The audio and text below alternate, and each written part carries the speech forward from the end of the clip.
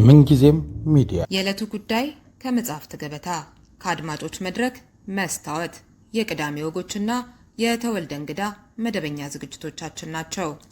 703 475 6309 ስልካችን፣ ምንጊዜም ሚዲያ @gmail.com የኢሜል አድራሻችን ነው። ሰብስክራይብ በማድረግ ቤተሰብ ይሁኑ። ምንጊዜም ኢትዮጵያ። ሰላም ጤና ይስጥልኝ። የምንጊዜም ሚዲያ ቤተሰቦች ከዶክተር ዮናስ ብሩ ጋር የኢትዮጵያ ኢኮኖሚን በተመለከተ ኢትዮጵያ ኦን ዘ ብሪንክ ዘ ፖለቲክስ ኦፍ አባንዳንስ ኢን አን ኢኮኖሚ ኦፍ ስኬርሲቲ በሚል ርዕስ ያዘጋጀው ባለ 30 ገጾች ጽሑፍን መነሻ ያደረገ ቆይታ ይኖረናል። ፕሮግራሙን አዘጋጅቼ የማቀርብላችሁ ርዕዮት አለሙ ነኝ። ተከታተሉን። ዶክተር ዮናስ ግብዣይን ተቀብለ ስለተገኘ በጣም አመሰግናለሁ። እንግዲህ በጽሑፍ መግቢያ ላይ አይነ ስውሮች ዝሆንን እየነኩ ምንነቱን ለመግለጽ ሲሞክሩ እግር የነካው ዛፍ፣ ጭራውን የነካው ገመድ፣ ሆዱን የነካው ግድግዳ አድርገው ሲገልጹ የሚያሳየውን የህንድ ተረትና ምሳሌ በመጥቀስ ነው። የኢትዮጵያም ኢኮኖሚ እንደዚሁ ነው። የተለያዩ እውነቶች በትምህርት ጥቅስ ማለት ነው ይሰሙበታል፣ ይገለጡበታል። አንዳንዱ የሚገርም እድገት አድርጎ ሲገልጸው፣ ሌላው ደግሞ በተቃራኒው አይነት ግን ሶስተኛ መንገድ አለ ትላለህ እና ርዕሱን የተመለከቱ ወይንም አሁን ስናገር ያደመጡ ሰዎች በዝርዝር ጽሑፉን ያላነበቡት በተለይ ታዲያ ዶክተር ዮናስ ራሱ አንደኛው ጎራ ውስጥ አይደል እንዴ? ምን ሶስተኛ መንገድ አለ ይለናል ቢሉ ምን ትላለህ? እዛ ላይ ያልኩት ምንድን ነው? በአንድ በኩል በመንግስት በጣም ተአምር እየተሰራ ነው ይላሉ ኦን ዘ ኤክስትሪም፣ በሌላ በኩል ደግሞ አገር እየጠፋች ነው ይላሉ በድፍን።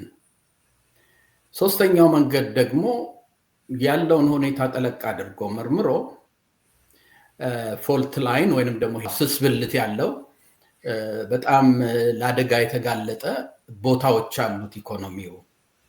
እነሱም በምናይበት ጊዜና ይሄ ደግሞ ዋናው የኢኮኖሚክ አውታሮች ላይ አንዳንድ መሰነጣጠቆች ይታያሉ።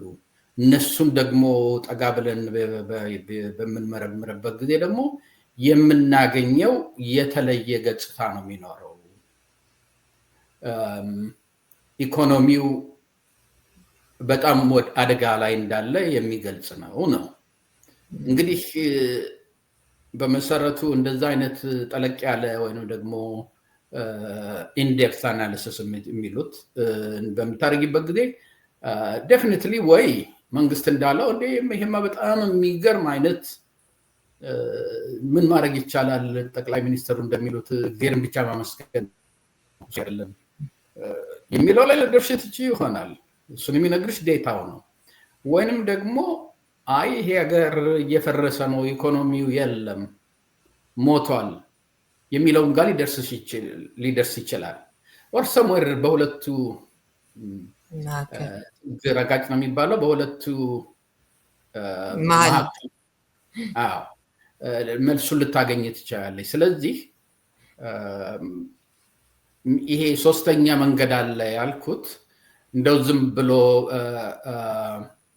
በመፈክር በድምዳሜ ወይንም ደግሞ በእምነት ኢኮኖሚው እየበረረ ነው በቃ እንደው ለእኛም በሚገርመን ደረጃ እንዲሁም እያስደነገጠን ነው እድገቱ ከሚለው የመንግስት እንትን አንስቶ፣ በሌላው በኩል ደግሞ ምንድን ነው አገር እየጠፋች ነው የሚለው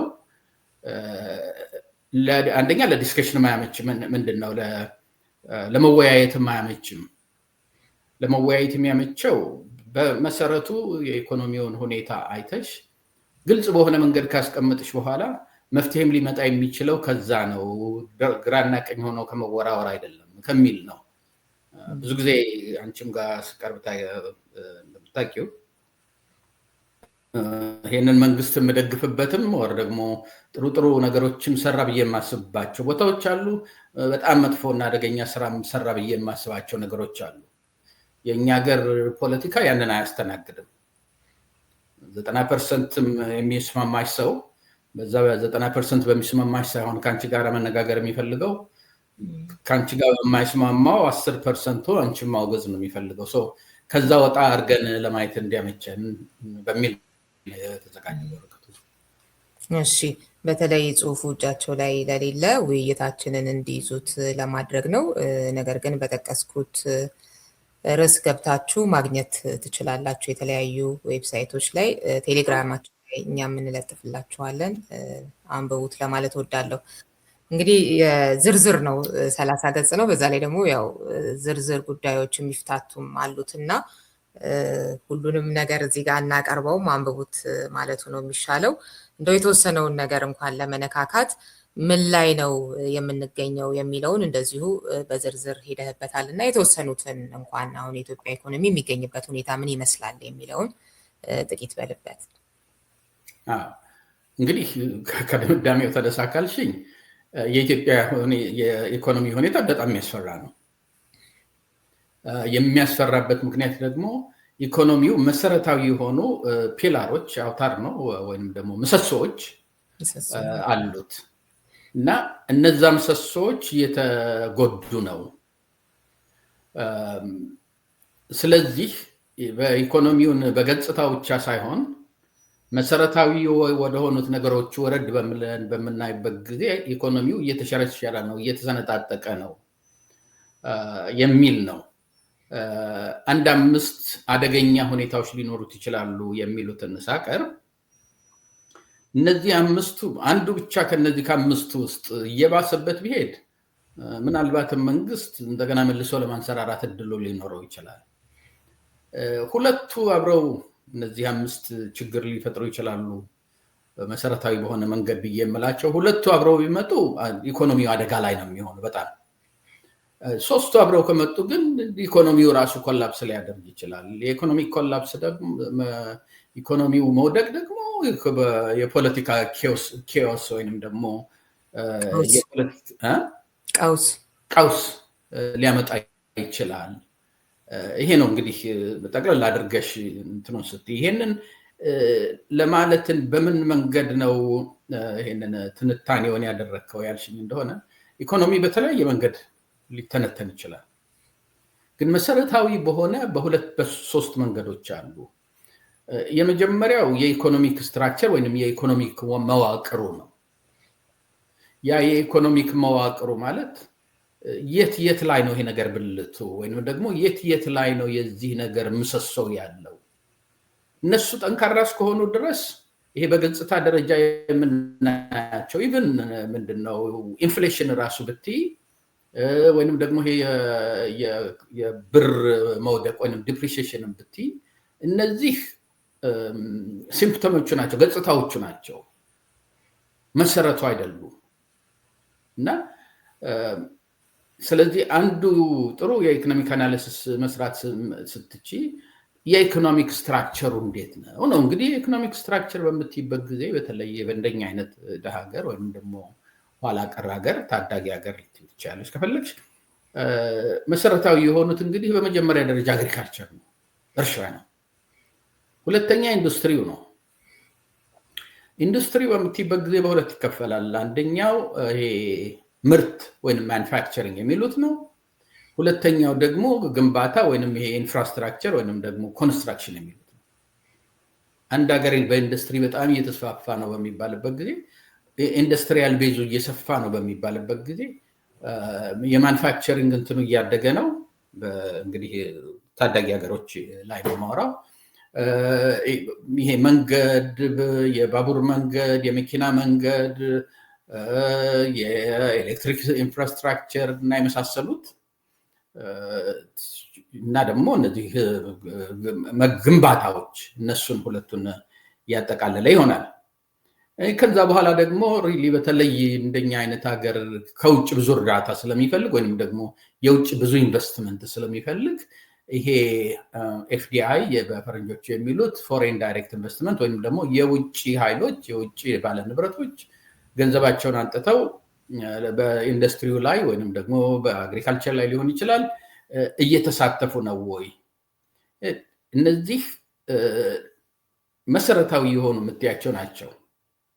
ይሄ ሁሉ እንግዲህ ደግሞ በምታደርጊበት ጊዜ ማኑፋክቸሪንግ በምትይበት ጊዜም አግሪካልቸር በምትይበት ጊዜም ከራስሽ ተርፎ ኤክስፖርት ማድረግ የምትችይበትን መገንባት ማለት ነው። ምክንያቱም በአገርሽ ውስጥ ባለው ሪሶርስ ብቻ ሳይሆን ከውጭም በምታመጪው ነው ሀገር የምታሳድጊው። አግሪካልቸር ደግሞ በጣም በጣም በጣም ማነው ይሄ አግሪካልቸር እና ማኒፋክቸሪንግ ደግሞ በተለይ ለታዳጊ ሀገሮች መሰረታዊ የሆነ የውጭ ገንዘብ ማግኛቸው ነው። ይሄ ደግሞ ማይኒንግ የምትይው ወይም ማዕድን ማውጣትን የመሳሰሉትንም ጨምረሽ ማለት ነው። ይሄ አንደኛው ነው፣ በየኢኮኖሚክ ስትራክቸሩን መመልከት ማለት ነው፣ ወይም መዋቅሩን መመልከት ማለት ነው። ሁለተኛው ደግሞ ከሱ ጋር አብሮ የሚሄድ የመንግስት ባጀት እንዴት ነው የሚከፋፈለው፣ የባጀት ዲስትሪቢዩሽን የሚሉት ማለት ነው። መንግስት ሁለት ሚና አለው በአንድ ሀገር ውስጥ። አንደኛው በፈረንጆቹ ፕሮቴክቲቭ እና ፕሮዳክቲቭ ስቴት ይሉታል። አንደኛው አገርን መጠበቅ፣ አገርን ማስከበር፣ ከውጭም ከውስጥም ችግር እንዳይኖር በወታደር በፖሊስ እና በአስተዳደር የምታደርጊበት ነው። ይሄ ፕሮቴክቲቭ ስቴት ይባላል። ሁለተኛው ፕሮዳክቲቭ ስቴት የሚባለው ደግሞ ሀብት አመንጪ ወይም ደግሞ አገሪቷ እንድታድግ የእሱ ተጽዕኖ ምንድን ነው የሚለው ነው። እነዚህን ፕሮዳክቲቭ እና ፕሮቴክቲቭ ያልኩሽን የመንግስት ሚናዎች ደግሞ የሚወስነው የመንግስት ባጀት አከፋፈል ነው። የመንግስት ባጀት በሚከፋፈልበት ጊዜ መሰረታዊ በሆነ መንገድ በሁለት ይከፈላል። የመንግስት ባጀት አንደኛው የካፒታል ባጀት የሚባለው ነው። መንግስት የሚያወጣው ነገር ማለት ነው። ቅድም እንዳልኩሽ ፕሮቴክቲቭ እና ፕሮዳክቲቭ ስቴት፣ አንዱ መንግስት ተከላካይ ነው፣ አንደኛው መንግስት አልሚ ነው። ይሄ አልሚ መንግስት የምትዩ ወደ ካፒታል ላይ ምን ያህል ኢንቨስት ያደርጋል? መንገድ ይሰራል ወይ? ትምህርት ቤቶች እንትን ያደርጋል ወይ?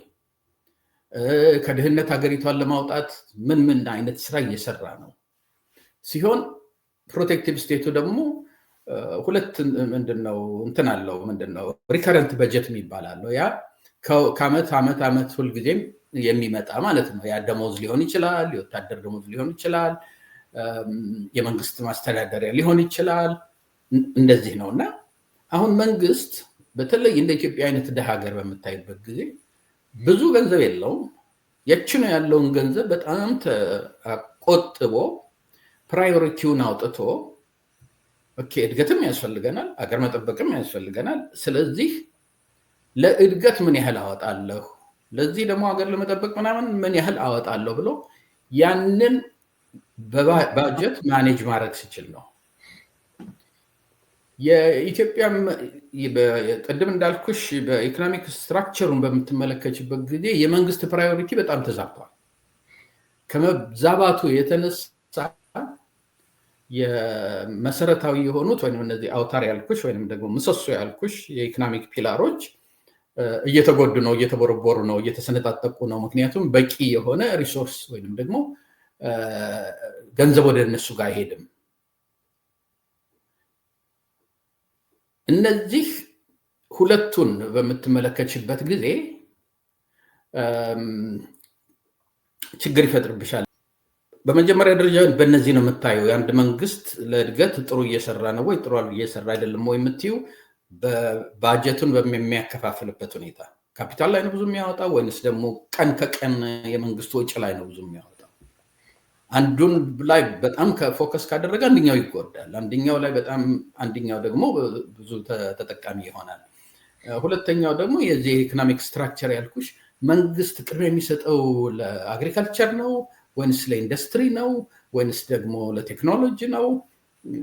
የእድገት ስትራቴጂው ፕላኑ ምንድን ነው የሚለውን አብረሽ ማየት አለብሽ። እነዚህም በምናይበት ጊዜ በሁለት በኩል ችግር አለው የኢትዮጵያ መንግስት። አንደኛው ኢኮኖሚክስ የሚባለው ፊልድ እንደው በሲስተም ደረጃ እንትን ብሎ ከ300 ዓመት በላይ ኢኮኖሚክስ የሚባለው ፊልድ እና ዲቨሎፕመንት የሚባለው ነገር ከተጀመረ ጊዜ ጀምሮ የሪሶርስ አሎኬሽን ማለት ነው ኢኮኖሚክስ ከ300 ዓመት በላይ ሆኖታል። ከዛን ጊዜ ጀምሮ የተለያዩ የኢኮኖሚክ አመለካከቶች ወይም ደግሞ ስኩል ኦፍ ቶት የሚባሉ አሉ። አንዳንድ የኮሙኒስት ኢኮኖሚክ አመለካከት ሊኖር ይችላል፣ የማርኬት ሊኖር ይችላል። መካከል ላይ ያሉ መንግስት ይሄን ያህል ሚና ይኖረዋል፣ የመንግስት ሚና ይገደብ፣ የተለያዩ አመለካከቶች ሊኖሩ ይችላሉ በተለያዩ የኢኮኖሚክ ፊሎሶፊዎች። ሁሉም ግን የሚስማሙበት አንድ ነገር አለ። የኢኮኖሚ ማለት ሪሶርስ ማኔጅመንት ነው። ሪሶርስ ማኔጅመንት ደግሞ የሆነው ኢኮኖሚ እነዚህ ሀብቶች ስኬርስ ናቸው፣ በጣም የተወሰኑ ናቸው። የሰው ልጅ ምኞትና ፍላጎት ደግሞ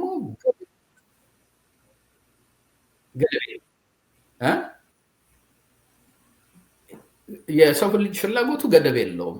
የሀብቱ ደግሞ በጣም የተወሰነ ስለሆነ ስኬርስ ስለሆነ ያችን እንዴት አብቃቅቶ እንዴት ፕራዮሪቲ ፈጥሮ ማኔጅ ማድረግ ይችላል ነው። ይሄ ነው የኢኮኖሚክ ፊሎሶፊ ከድሮ ጀምሮ ያለው። ኢቭን በማርክሲስትን ብትመለከቱ አመለካከቱ ይለያል እንጂ መሰረቱ ይሄ ነው። በካፒታሊስትን ሲስተም ስትመለከቱ አመለካከቱ ወይንም ደግሞ አንዳንድ ቦታ ላይ የተወሰነ እምነትና ወይንም ደግሞ ፖሊሲ ይኖረዋል እንጂ ዞሮ ዞሮ እንዴት አድርገን ነው ያችን አብቃቅተን የምንኖረው ነው። የኢትዮጵያ መንግስት ጠቅላይ ሚኒስትሩ ያመጡት ምንድነው ፍልስፍና ኢኮኖሚክ ስኬርሲቲ የሚባል ነገር እስከያዝን ድረስ እድገት የለም። ኢኮኖሚክ አባንደንስ በቃ አለን፣ ከምንፈልገው በላይ አለን፣ ከምንችለው በላይ አለን። ግን የኛ ችግራችን ሳይኮሎጂ ነው። በቃ የለንም ምናምን የሚል አስተሳሰብ ውስጥ ገብተን ማደግ አልቻልንም። ስለዚህ እኔ ኢኮኖሚክስን የማየው እንደ አባንደንስ ነው። ፊሎሶፊው አባንደንስ ነው። ይሄ ደግሞ የሚመጣው ይሄ ምንድነው ፕሮስፔሪቲ ጎስፕል ከሚሉት ጠቅላይ ሚኒስትሩ ከሚመሩበት አመለካከት ነው። እምነት እስካለህ ድረስ ፖዚቲቭ አቲቲዩድ ወይ ቀና እንትን አመለካከት እስካለህ ድረስ ምንም ሪሶርሱ በራሱ ይመጣል፣ እግዚአብሔር ያመጣልሃል የሚል አመለካከት አለ። ያ ደግሞ የኢኮኖሚክ ፖሊሲ የሀገሪቱን የኢኮኖሚክ ፖሊሲ ላይ ጫና ፈጥሯል። ይሄ ዋነኛው መሰረቱ ነው። እንግዲህ በፊሎሶፊ ደረጃ ስትመለከቸው በአመለካከት ይሄ ደረጃ ኢኮኖሚክ ፓራዳይም በሚሉት ፓራዳይም እንደሆነ አላቅም፣ ግን መሰረታዊ አመለካከት በይ ይሄ አንደኛው ነው። በሁለተኛው ደግሞ ስትመለከች ቢያንስ ከ200 ዓመት ጀምሮ እንደ ኢሮፒያኖችና አሜሪካኖች እንዴት እንዳደጉ እናውቃለን። ኦር አትሊስት ልምዶ አለ፣ እንዴት አድርገው እንደሄዱ እናውቃለን። በተለይ ደግሞ ካለፈው 60-70 ዓመት ወዲህ ደግሞ አሜሪካና ዩሮፕ በጣም ብዙ ጊዜ የፈጀበት ለማደቀስ እያለ ያደገ ነው። በኋላ ግን አንዱ ከአንዱ ትምህርት እየቀሰመ ቴክኖሎጂው ምናምኑ እየተስፋፋ ሲመጣ ድሮ 100 ዓመት ይፈጅ የነበረው የኢኮኖሚክ እድገት አሁን በ30 በ40 በ50 ዓመት መደረስ ተቻለ። ይሄን ደግሞ ያደረጉት እነማን ናቸው ያልሽ እንደሆነ እነ ቻይና፣ እነ ሳውዝ ኮሪያ፣ እነ ሲንጋፖር፣ ሞር ሪሰንትሊ ደግሞ አሁን በቅርብ በኛ እድሜ የሚልቅ ባንቺ እድሜ ልበል መሰለኝ እነ ቬትናም፣ እነ ህንድ፣ ኢቨን ባንግላዴሽ የሄዱባቸው መንገዶች አሉ። እነሱም መንገዶች ስትመለከችና እመጣበታለሁኝ። እነሱም መንገዶች በምትመለከችበትና እኛ የምንሄድበትን መንገድ ስትመለከች ኮምፕሊትሊ ከየትኛቸውም ጋር አይሄድም። አሁን ያልኩሽ የተለያየ መንገድ ነው የሄዱት። አሁን ለምሳሌ ኮሪያ ሪሊ ከመጀመሪያ ጀምሮ ትልልቅ ኢንዱስትሪዎችን ለመክፈት የኢኮኖሚክ ቪዥናቸው እንደሱ ነገር ነበር እና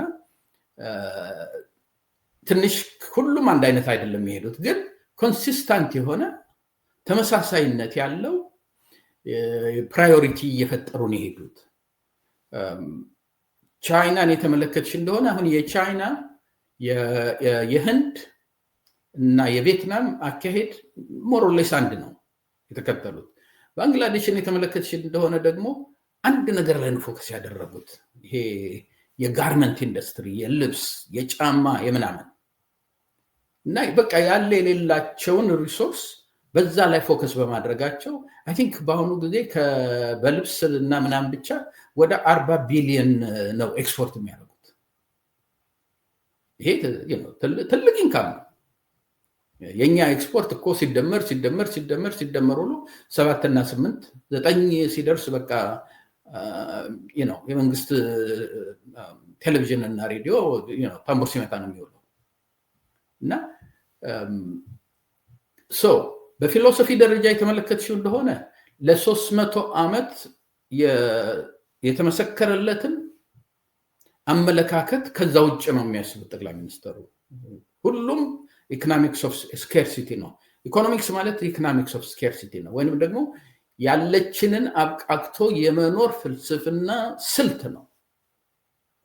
ያለችንን ለማብቃቃት ደግሞ ፕራዮሪቲ መፍጠር አለብን፣ ቅደም ተከተል ማዘጋጀት አለብን ከሚል ነው።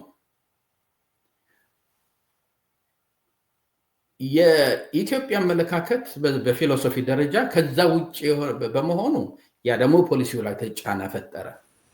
ዝቅ ብለሽ ግን እንትን ማያለ ማለት በተለያዩ ጉዳዮች ላይ ጠቅላይ ሚኒስትሩ ከሚናገሩት ይሄ አዎንታዊ አስተሳሰብን በተመለከተ በብዙ ነገሮች ላይ ከሚጠቀሟቸው ንግግሮች ባለፈ አሁን ኢኮኖሚውም ላይ እንደዚህ የተትረፈረፈ ነው፣ ችግሩ አስተሳሰባችን ነው አይነት አመለካከት እንዳላቸው እሱን ማሳያ የሆነ ነገር አለ ተጨባጭ ነገር ወይስ ብዙ ነገር ላይ እንዲህ ስለሚሉ ይሄኛውንም እንዲሁ ነው የሚያዩት አይነት ነው? እሱ እመጣበታለሁ። የኢኮኖሚክ ፖሊሲው ላይ ታየዋለሽ። የኢትዮጵያ ኢኮኖሚክ ፖሊሲ የኢኮኖሚክ ስትራክቸራችንን ቅድም ያልኩሽን ምንድነው የኢኮኖሚክ ስትራክቸራችንን በምትመለከችበት ጊዜ ከማን ጋር ይመሳሰላል መሰለሽ? ከሳውዲ አረቢያ እና ከዩኤኢ ፖሊሲ ጋር ነው የሚቀራረበው። እነዚህ የሪሶርስ ችግር የሌላቸው ሀገሮች ናቸው። እና እዚህ ላይ እመጣበታለሁ። በፊሎሶፊም የተለየ ነው የኢትዮጵያ መንግስት እንትኑ፣ ፖሊሲውም ደግሞ የተለየ ነው። ከነዚህ አደጉ የተባሉትን ሀገሮች በሞላ ወስደሽ በደንብ ስትመረምሪያቸው እና ኢትዮጵያ እያደረገችው ያለው ኮምፕሊትሊ የዛ ኦፖዚት ነው። ይሄ ደግሞ ኢኮኖሚው ላይ የሚያሳየው ነገር አለ እና አሁን ቅድም ያወጣሻትን ብትመልሻት ቅድም ጀምሬ የኢኮኖሚክ ስትራክቸራችን የተበላሸ ነው ስል ነበረ። ምንድነው መሰለሽ ቅድም እንዳልኩት የአንድ መንግስት ባጀት በሁለት ይከፈላል። አንደኛው ካፒታል መገንባት ማለት ነው፣ ለሀገሪቷ ለእድገት የሚያመቻች ካፒታል እየዘረጉ መሄድ ማለት ነው። ሁለተኛው ሪከረንት ባጀት ይባላል። እሱ ከአመት ዓመት ተደጋግሞ የሚመጣ ነው፣ ደሞዝ እና የመሳሰሉት ነገር ነው። አሁን እነ ቻይናን የተመለከትሽ እንደሆነ እነ ኢንዲያን የተመለከትሽ እንደሆነ ቪየትናም እና እነዚህ አደጉ የተባሉት ሀገሮች በካፒታል እና በሪከረንት በጀት የሚባለው በየወሩ በየአመቱ ተደጋግሞ የሚመጣውን ባጀት ሲያከፋፍሉ አይዘር በጣም ተመጣጣኝ በሆነ እኩል ለእኩል አይነት ነው፣ ግን ደግሞ በጣም ኢንዱስትሪያል ፑሽ አደረጉ ወይንም ኢንዱስትሪያቸውን በጣም ገፉት በተባለበት ጊዜ ደግሞ ህዝባቸውን እየጎዱም ቢሆን ለነገው ትውልድ ነው ቅድሚያ መስጠት ያለብን በሚል የካፒታል ባጀታቸው ነበር የሚበልጠው። የሚገርመው ነገር በኢፒአርዲኤፍ ጊዜ ተመሳሳይ ነበረ። ከ50 እስከ 60% የሚሆነው ካፒታል ላይ ነበር የሚወጣው። ሌላው ነበረ ወደ ሪከረንት በጀት ተብሎ የመንግስት ወር ተወር አመት ከአመት በጀት ይሄድ የነበረው። አሁን ኢትዮጵያ በተለይ የፌደራል ገቨርንመንቱም የስቴት እነዚህ የክልል መንግስቶችም ወጪዋቸውን አብረሽ ደምረሽ በምታይበት ጊዜ ለካፒታል የሚወጣው 24% ብቻ ነው። ወደ 70+ የሆነው የሚሄደው ቀን ከቀን ወጪ ላይ ነው፣ የመንግስት መተዳደሪያ ወጪ ነው። የትም አገር በዓለም ውስጥ እንደዚህ በ24% ካፒታል ኢንቨስት እያደረገ ያደገ የለም። የትም ሀገር ወደኋላ ተመልሰሽ እስከ መጨረሻው ድረስ መሄድ ትችያለሽ። ያደጉት ሀገሮች ከትውልዳቸው ከዛ ትውልድ ገንዘብ እየቀነሱ ለካፒታል በማበጀታቸው ነው። እንዲሁም ብዙ ጊዜ የሚጠቀሰው የቻይና ነው። ቻይና በማኦ ሴቱንግ ጊዜ የኮሙኒስት ትልቁ መሪያቸው ማለት ነው። በዛን ጊዜ ይሄ ግሬት ሊፕ ፎርወርድ የሚል ወይም ደግሞ እመርታ ወይም ደግሞ በቃ በአንድ ጊዜ ኢንዱስትሪያላችንን በጣም ማሳደግ አለብን። ያን ለማድረግ ደግሞ የግድ ከገበሬው ላይ ከአራሹ ላይ እያስገደድን ንብረቱን ሀብቱን በሙላ እየወሰድን ወደ ኢንዱስትሪ መውሰድ አለብን። ኢንዱስትሪያችንን ካላሳደግን እንደዚህ ካፒታል እዛ ላይ ካላፈሰስን በሚል ገበሬዎቹ እያንዳንዳቸው ኮታ ተሰጥቷቸው ነበር። ይሄን ያህል ለመንግስት ማስገባት አለብህ። አሁን ያ ገበሬ ከራሱ ከሚበላው ብዙም ትርፍ ካላመጣ እና ለመንግስት የሚሰጠው ከሌለው መንግስት ይነጥቀው ነበር ከእጁ ላይ። በዛ ምክንያት ወደ 10 ሚሊዮን ቻይናዎች አልቀዋል። ይሄ ገበሬዎች በረሃብ አልቀዋል። ምክንያቱም የሚያመርቱትን ሁሉ መንግስት እየወሰደ ኤክስፖርት እያደረገ ከዛ በሚያገኘው ገንዘብ ለኢንዱስትሪያል ቤዝ ማድረግ ያደረገው። በዛ ምክንያት የዛን ጊዜ በጣም ብዙ ካፒታል ላይ ወጪ ያደርጉ ነበረ።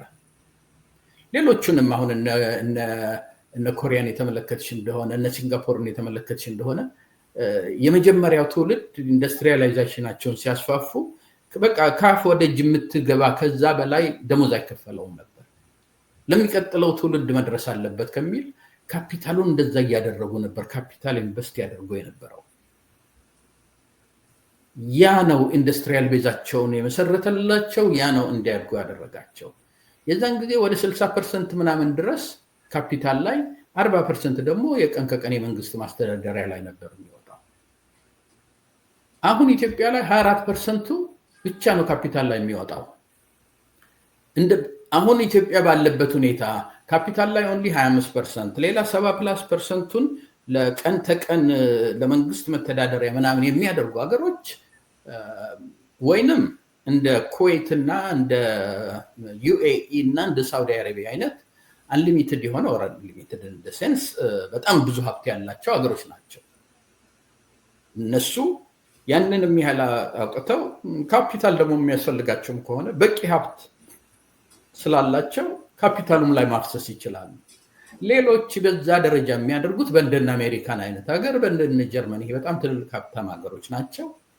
እነሱም ወደ 75% 70% ይሄ ሪከረንት ባጀት የመተዳደሪያ ባጀት ነው የሚያደርጉት። እነሱ እንደዛ ሊያደርጉ የቻሉበት ዋና ምክንያት ምንድነው? ይሄ ካፒታል ኢንቨስትመንቱ የሚመጣው ከፕራይቬት ሴክተሩ ነው። አሁን ለምሳሌ ልበልሽ፣ ከዚህ ኒውዮርክ የ6 ሰዓት የ7 ሰዓት መንገድ የነበረበት ጊዜ ነበረ።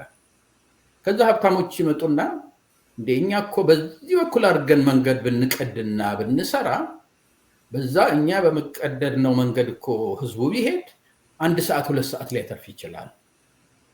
ቤንዚን ያተርፋል፣ ጊዜ ያተርፋል። እኛ ደግሞ በዛ መንገድ ላይ የሚሄደውን ሰው ሁሉ ገንዘብን እያስከፈልን ትርፍ ማምጣት እንችላለን እያሉ መንገድ ይሰራሉ። ሌላም ደግሞ ኢንቨስትመንት ላይ ይሄ ካፒታል ኢንቨስትመንት ላይ እንዳለ እንደምታውቂው ፕራይቬት ሴክተሩ ነው።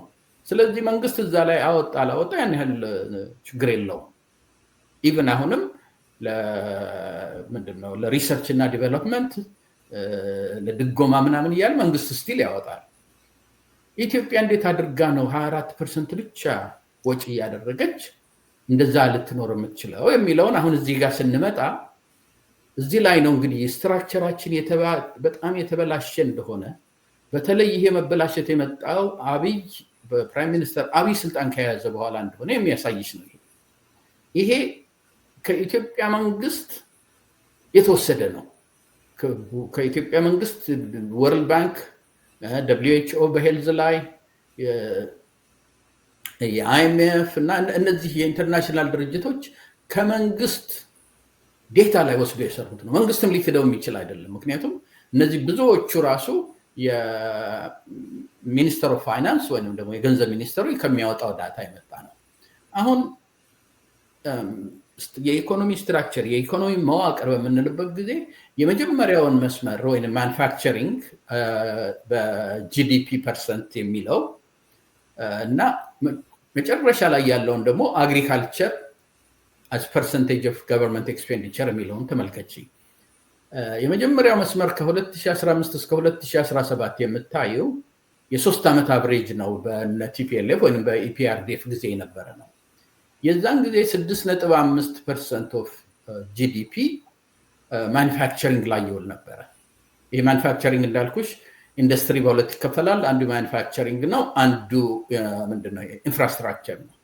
በነ ኢፒአርዲኤፍ ጊዜ በጣም ብዙ ገንዘብ ያጠፉ የነበረው ኢንፍራስትራክቸር ላይ ነው። ግን ስቲል ማኑፋክቸሪንግም 6.5% of ጂዲፒ ነበረ ለ3 ዓመት የመጨረሻው በእነሱ ዘመን። በ2018 ፕራይም ሚኒስተር አብይ ስልጣን ከያዘ በኋላ ከ6.5 5.9 ወረደ። 3-4 ዓመት በኋላ በ2022 4.8 ወረደ። በ2025 4.4 ወረደ። ይሄ ማኑፋክቸሪንግ ማለት ለአገሪቷ የኢንዱስትሪያል ቤዝ ልታድግ የምትችልበት ማምረት ከተቻለ ኤክስፖርት አድርጋ ገንዘብ ልታመጣ የምትችልበት ይሄንን የከረንሲ ወይንም የብር መውደቅ ብርን እጥረት ልትቋቋም የምትችልበት መሰረታዊ የኢኮኖሚ አውታር ነው የምትይው ማኑፋክቸሪንግ ነው። እሱ እንደምታየው እንደዚህ ቁልቁል እየወረደ ነው ያለው። የመጨረሻው ጋር ደግሞ ስትሄጂ ኤክስፔንዲቸር የአግሪካልቸር ላይ መንግስት ካለው ባጀት ላይ ምን ያህል ነው የሚያወጣው የምትይበት ጊዜ እንግዲህ ለአግሪካልቸር የምትይበት ጊዜ ለምንድነው ይሄ ለፈርቲላይዘር ድጎማ ሊሆን ይችላል። ይሄ ኢሪጌሽን ወይንም መስኖ ለመገንቢያ ሊሆን ይችላል። መንግስት ምን ያህል ነው ለአግሪካልቸር የሚሰራው?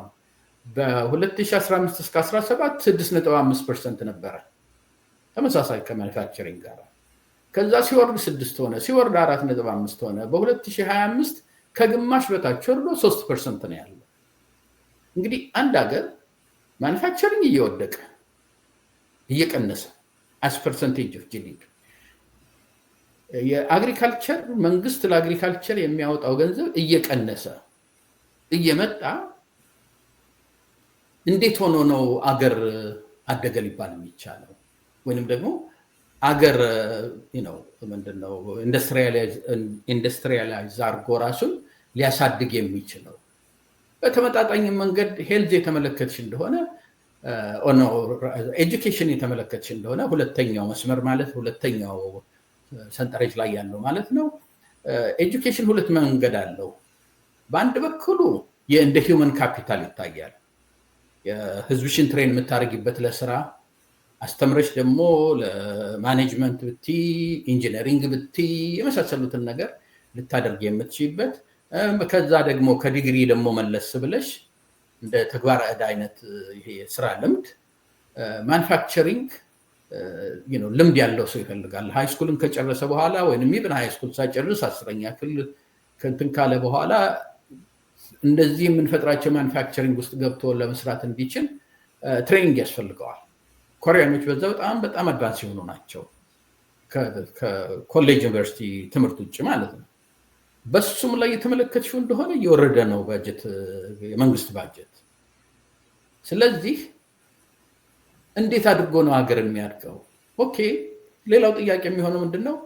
ሜቢ መንግስትም ብዙ ማኑፋክቸሪንግ ላይ ወይም ኢንዱስትሪ ላይ የማያወጣ ከሆነ ሜቢ የውጭ ሰዎች የመጡ ኢንቨስት ያደረጉ ነው ወይ ለሚለው ደግሞ አምስተኛው ሰንጠረዥ ላይ ፎሬን ዳይሬክት ኢንቨስትመንት ወይም ኤፍዲአይ as a percentage of GDP የሚል አለ።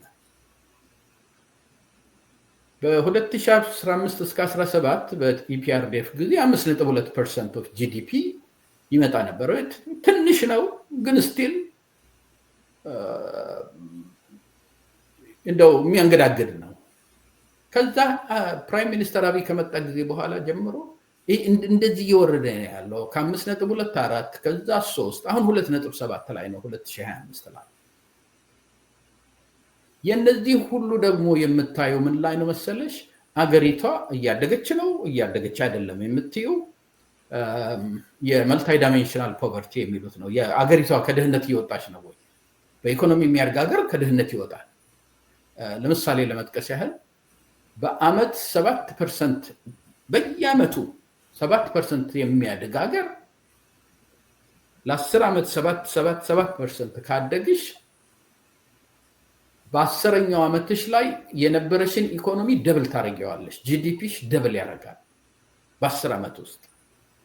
ድህነትሽ ደግሞ በ30% ይቀንሳል። ይሄ እንግዲህ ነው።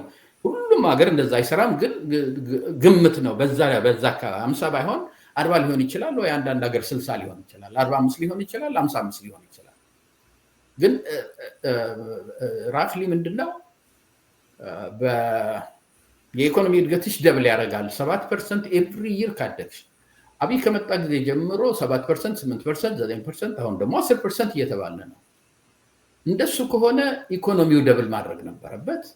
ኢን ሪል ተርምስ አላደረገም።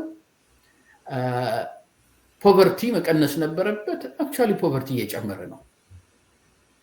እዚህ ላይ ራሱ መልታይ ዳይሜንሽናል ፖቨርቲ ይሄ ከወርልድ ባንክ ከአፍሪካን ዲቨሎፕመንት ባንክ የሚመጣ ነው። 2015-17 65% ነበርም፣ አሁን 72% ላይ ነው ያለ ነው። ሶ ኢኮኖሚ አደገ የሚባለው ነገር እንዴት ነው ወደሚለው ሲያመጣልሽ እንዴት ነው ኢኮኖሚ ይሄን ያህል እያደገ 7%፣ 8%፣ 10% እያደገ ፖቨርቲ ለምንድን ነው የማይቀንሰው የሚለውን ጥያቄ ይጭርብሻል ማለት ነው። ሶ የመንግስትንም ወጪ ስናይ ይሄ ቅድም የባጀት አከፋፈል ወይም ደግሞ ባጀት ዲስትሪቢዩሽን ያልኩሽን በምንመለከትበት ጊዜ ለማኑፋክቸሪንግም እየቀነሰ ነው፣ ለኤጁኬሽን እየቀነሰ ነው፣ ለሄልዝም እየቀነሰ ነው። የሄልዝ እንኳን በጣም ብዙ አልቀነሰም፣ ግን ስቲል እየቀነሰ ነው። ድህነት እየጨመረ ነው። አግሪካልቸር እየቀነሰ ነው። ከውጭ የሚመጣ ካፒታል እየቀነሰ ነው። ይሄንን የምንለካው ፐርሰንቴጅ ኦፍ ጂዲፒ ጋራ ነው።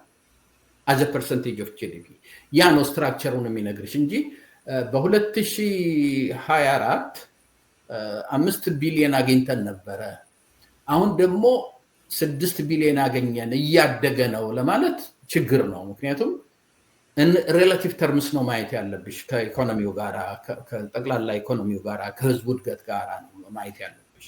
ከኢንፍሌሽኑ ጋራ የዶላር መናር እና የብር መክሸፍ ጋር ስታዩ የምታየው ያ ነው እና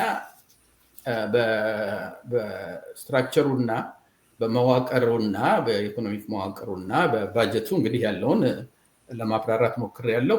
ከዛ ወደ ኢንስቲትዩሽናል ወደ ፖሊሲ ከመግባታችን በፊት ሌላ ጥያቄዎች ካሉሽ ይሄንን አስተካክለን ወደ ኢንስቲትዩሽን እና ፖሊሲ እንገባለን። እሺ፣ እዚህ ላይ እንግዲህ እንዴት አደግን ይባላል የሚለውን የተለያዩ ማሳያዎችን በማቅረብ ትንታኔ ሰጥተህበታል።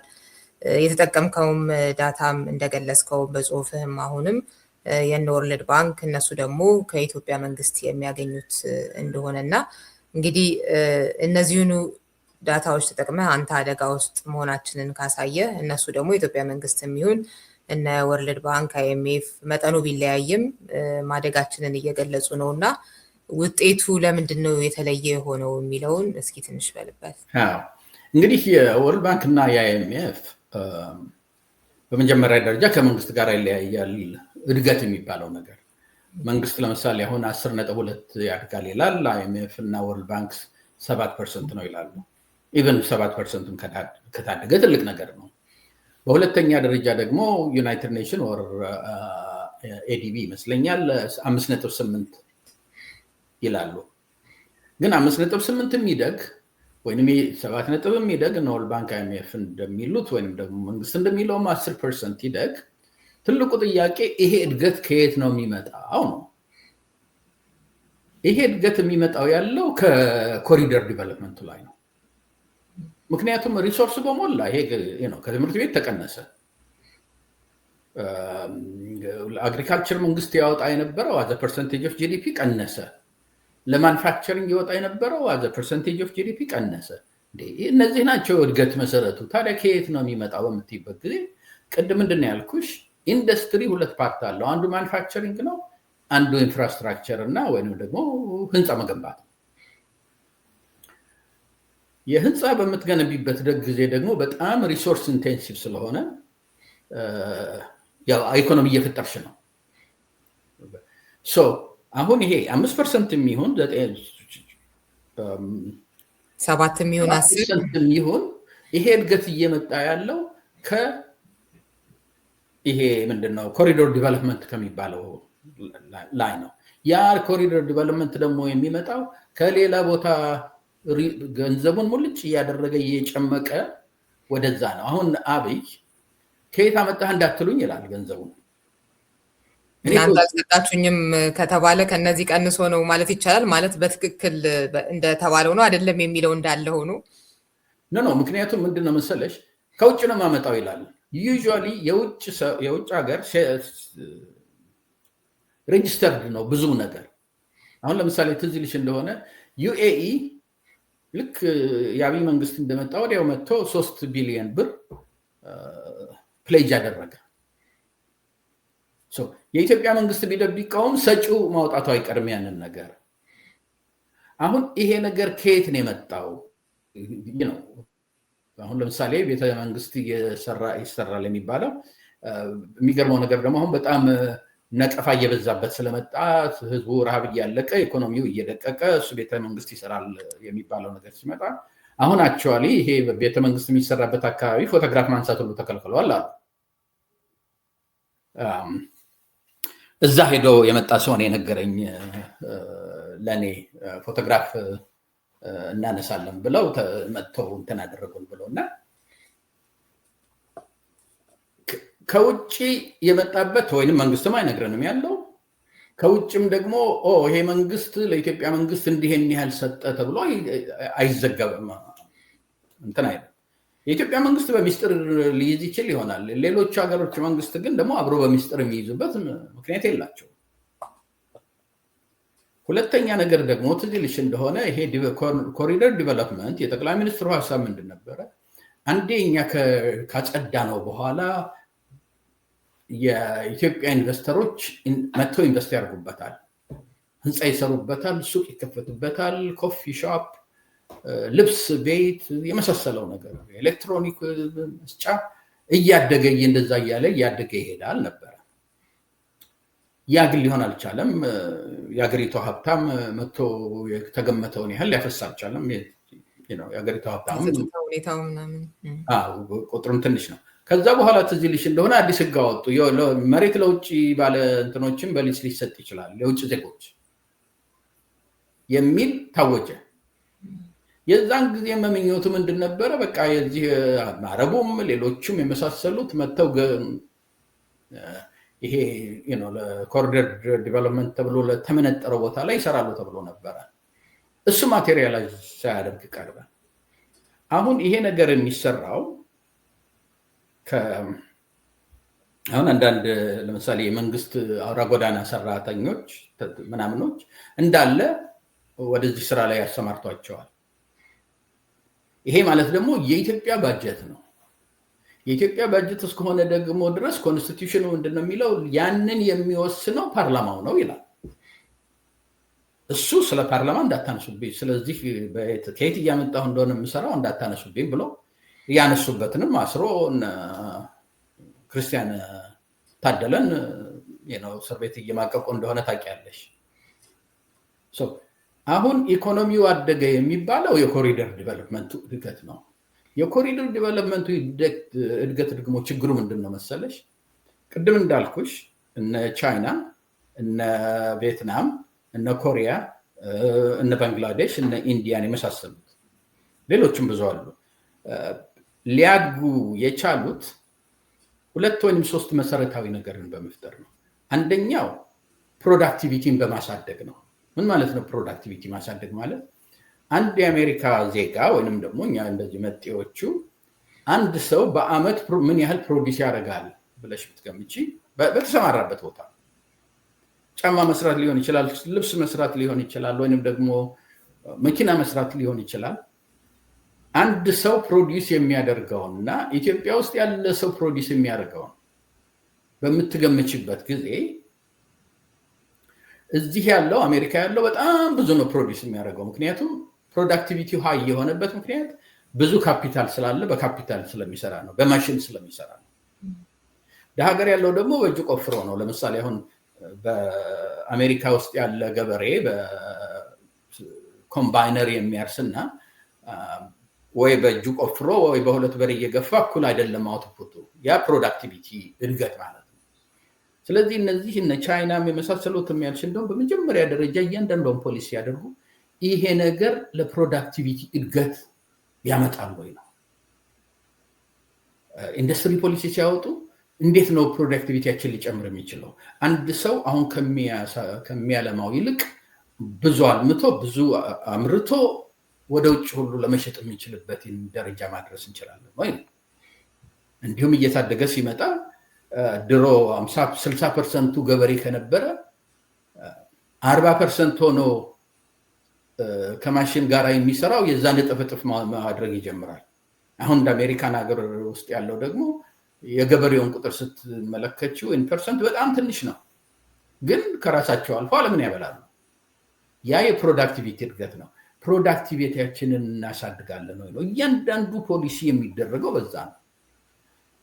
የኮሪደር ልማት ፕሮዳክቲቪቲን አይጨምርም፣ አያሳድግም። መልክ ይኖረዋል። ዘንባባውን ስታይ ሻንድሌር የመሰለ መንገድ ስታይ መብራቱ ቧ ስታደርጊ ህንፃውን ላይንሽ ደስ ይልሽ ይሆናል። ለሀገሪቷ ኢኮኖሚ ግን ወይ ፕሮዳክቲቪቲ አይጨምርም ወይ ምንድነው የፎሬን ከረንሲ ያመጣል። ብዙ ጊዜ ጠቅላይ ሚኒስትሩና የሱ ሰዎች ኢንዱስትሪ ምንድነው የቱሪዝም ኢንዱስትሪ ያመጣልናል ይላሉ። ግን የቱሪዝም ኢንዱስትሪ ደግሞ ለእንደ ኢትዮጵያ አይነት ሀገር ወይም ለታዳጊ ለደሃ ሀገሮች እንደ የኢኮኖሚክ የእድገት አውታር በተቻለሽ መጠን ታሳድጊዋለሽ። በተቻለሽ መጠን ቱሪስት መጥቶ ሞር ገንዘብ እንዲያወጣ ትችያለሽ። ግን በቱሪዝም ላይ የተመሰረተ ኢኮኖሚ ይገነባል ማለት እንኳን ለኢትዮጵያ ለኬንያም አልሆነ፣ እንኳን ለኢትዮጵያ ለግብፅም አልሆነ። ኢትዮጵያ አፍሪካ ውስጥ ግብፅ፣ ሳውዝ አፍሪካ እና ኬንያ ናቸው እንግዲህ ብዙ ቱሪዝም ያመጣሉ የሚባሉት። ቱሪዝም ኬንያ በአመት 4 ቢሊዮን ነው የምታገኘው። ግብፅ ያ ሁሉ ፒራሚድ እያላት ያ ሁሉ አረብ ከፒራሚድ ውጭ እየመጣ ተዝናንተው ጠጥተው ምን ብሎ ተዝናንተው ለመሄድ ይሄ በተለይ እንደዛ መዝናናት የማይቻልበት ሀገር ያሉ አረቦች የሚፈሱባት ሀገር ነች። በአመት ወደ 15 ቢሊዮን ነው የምታገኘው። በጣም የተወሰነ ነው። የኢንዱስትሪ ምንድነው በቱሪዝም ኢንዱስትሪ ብዙ ገንዘብ የሚያገኙት በጣም ትልልቅ ሀብታም ሀገሮች ናቸው። አሁን ነምበር 1 የሚባለው አሜሪካ ነው። በቶፕ 25 ብዙ የቱሪዝም ገንዘብ ያስገባሉ ብለሽ ትልልቆቹ 25 ሀገር እነማን ናቸው ብትይ ከ25 ሀገሮች ውስጥ 23 ሀገሮቹ በብዛት እነዚህ ሀብታም የምትያቸው ናቸው።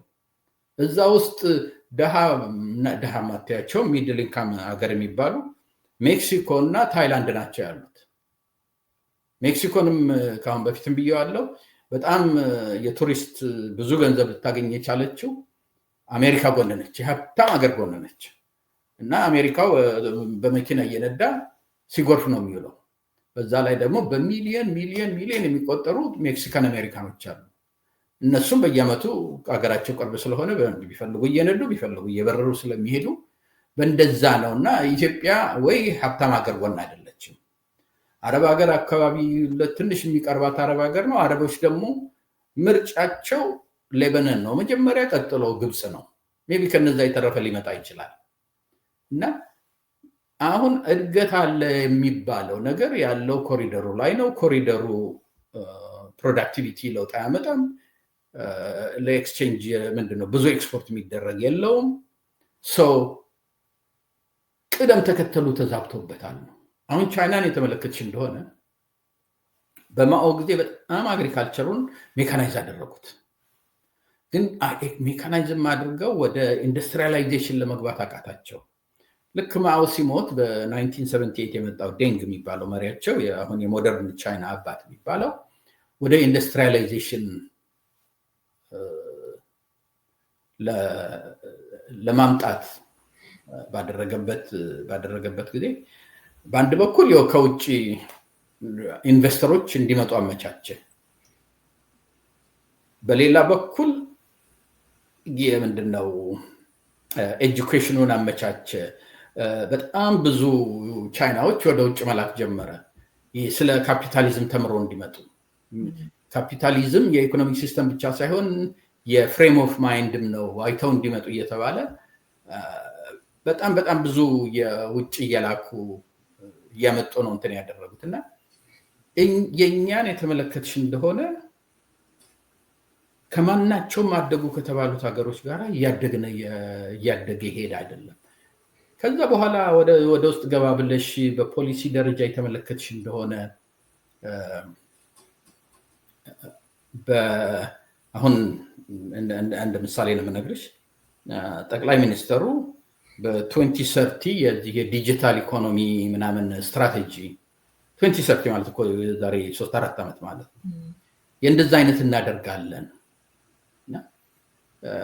እንደዛ አግሬሲቭሊ ያንን ያደረገ ሀገር ቢኖር ማነው?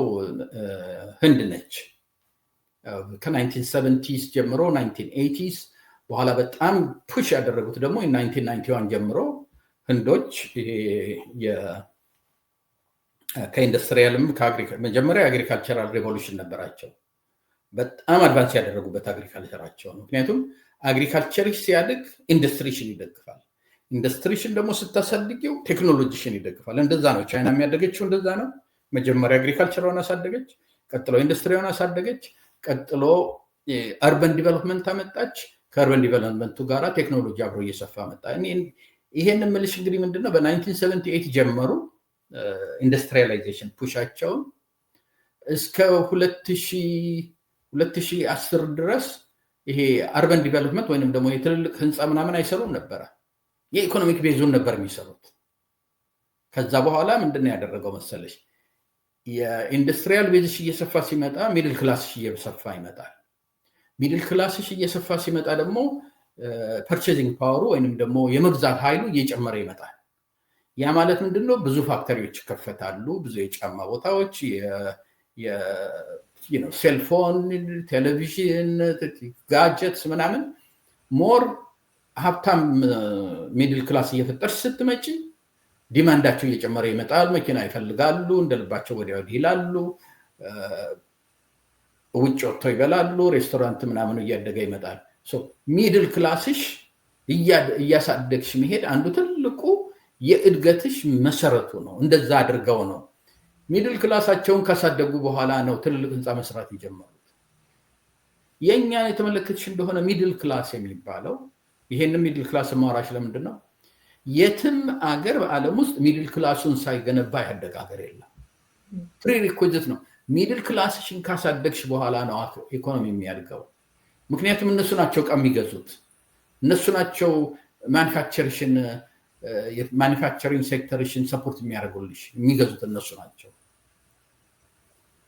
የኢትዮጵያን የተመለከትሽ እንደሆነ ወርልድ ባንክ እና አፍሪካን ዲቨሎፕመንት ባንክ ሚድል ክላስ የሚለውን ዲፋይን ሲያደርጉት ከ10,000 እስከ 20,000 ፒፒፒ ዶላር ይሉታል። የፒፒ ዶላር ትንሽ ኮንሴፕቱ ሰፋ ያለ ስለሆነ እዛ ውስጥ አንግባ። ግን ምን ማለት ነው መሰለሽ? አሁን ይሄንን ከ10,000 እስከ 20,000 በአመት ፒፒፒ ዶላርስ የሚያገኙ፣ ፒፒፒ ዶላርስ ማለት የአሜሪካ ዶላር ማለት አይደለም፣ የተለየ የመግዛት ኃይልሽን የሚመዘንበት ነው።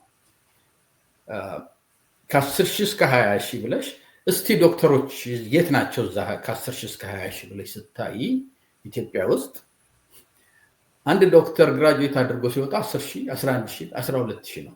እንዲህ አንዳንዴም ትንሽ ዝቅ የሚላለ እሷን ማተው ስራ አጥተው ቁጭ ያለ ማዕት አለ። ስቲል ከቤተሰቦቹ ጋር የሚኖር አለ።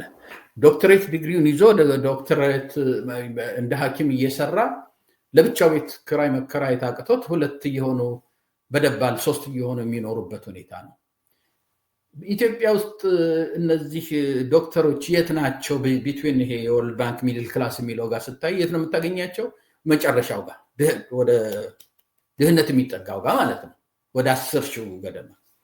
ኬንያን የተመለከትሽ እንደሆነ የሜዲካል ዶክተር የምታያቸው አይዘር ወደ 20,000 ጋር አፕ ናቸው፣ ኦር ደግሞ ከዛም በላይ አፐር ሚድል ክላስ ውስጥ አፐር ክላስ ውስጥ ናቸው፣ ከሚድል ክላስም አልፎ። የዩኒቨርሲቲ ፕሮፌሰሮችን የተመለከትሽ እንደሆነ እንደዚህ ነው።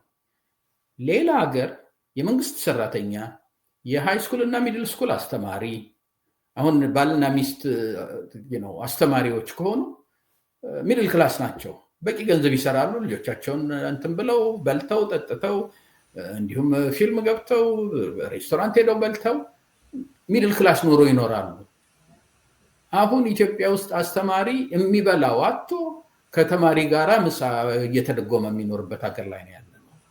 ስለዚህ ጠቅላይ ሚኒስትሩ ከመጡ ጊዜ ጀምሮ አዲሱ ማነው ጠቅላይ ሚኒስትር አብይ ከመጣ ጊዜ ጀምሮ የሚድል ክላሱ እየተሸነሸነ ነው፣ እየተቦረቦረ እያነሰ እየቀጨጨ ነው ሄደው እንጂ እያደገ አይደለም። አደገ የሚል ሰው ካለ ደግሞ የት ጋር ነው ያደገው? የትኛው ኢንዱስትሪ ውስጥ ነው ያደገው? እና የትም አገር 24% ካፒታል ኢንቨስት እያደረገ ያደገ ሀገር የለም። የትም ሀገር ሚድል ክላሱ እየቀጨጨ እየወረደ ያደገ ሀገር የለም። እነዚህ ነገሮች ናቸው በመሰረታዊ በገቨርንመንት ባጀት አሎኬሽን እና በሀገሪቷ የኢኮኖሚክ ስትራክቸር ወይም መዋቅር ገባ ብለሽ ስትመለከች የምታያቸው እነዚህ ነገሮች ናቸው። እንዲሁም የሚገርምሽ ነገር እኔ ይሄንን አርቲክል በ18 ማርች ነው ፖስት ያደረግኩት። አይ ቲንክ ቦርከና ላይ የመጀመሪያው በ22 ጠቅላይ ሚኒስትሩ ትልቅ የ1 ሰዓት ከ44 ደቂቃ 45 ደቂቃ ኢንተርቪው ሰጥተው ነበር። ቃና ቲቪ ላይ አይዘር ሜቢ እንደ ኮኢንሲደንስ ሊሆን ይችላል። ግን መጥተው ያደርግ የነበረው ምንድነው? ኮሪደር ዲቨሎፕመንቱን ነበረ ዲፌንድ ያደርግ የነበረው፣ ጀስቲፋይ ለማድረግ ይሞክር የነበረው የኢኮኖሚክ ፖሊሲያችን። እንዲሁም ብዙዎቹ ኢትዮጵያ መጥቶ የማያውቁ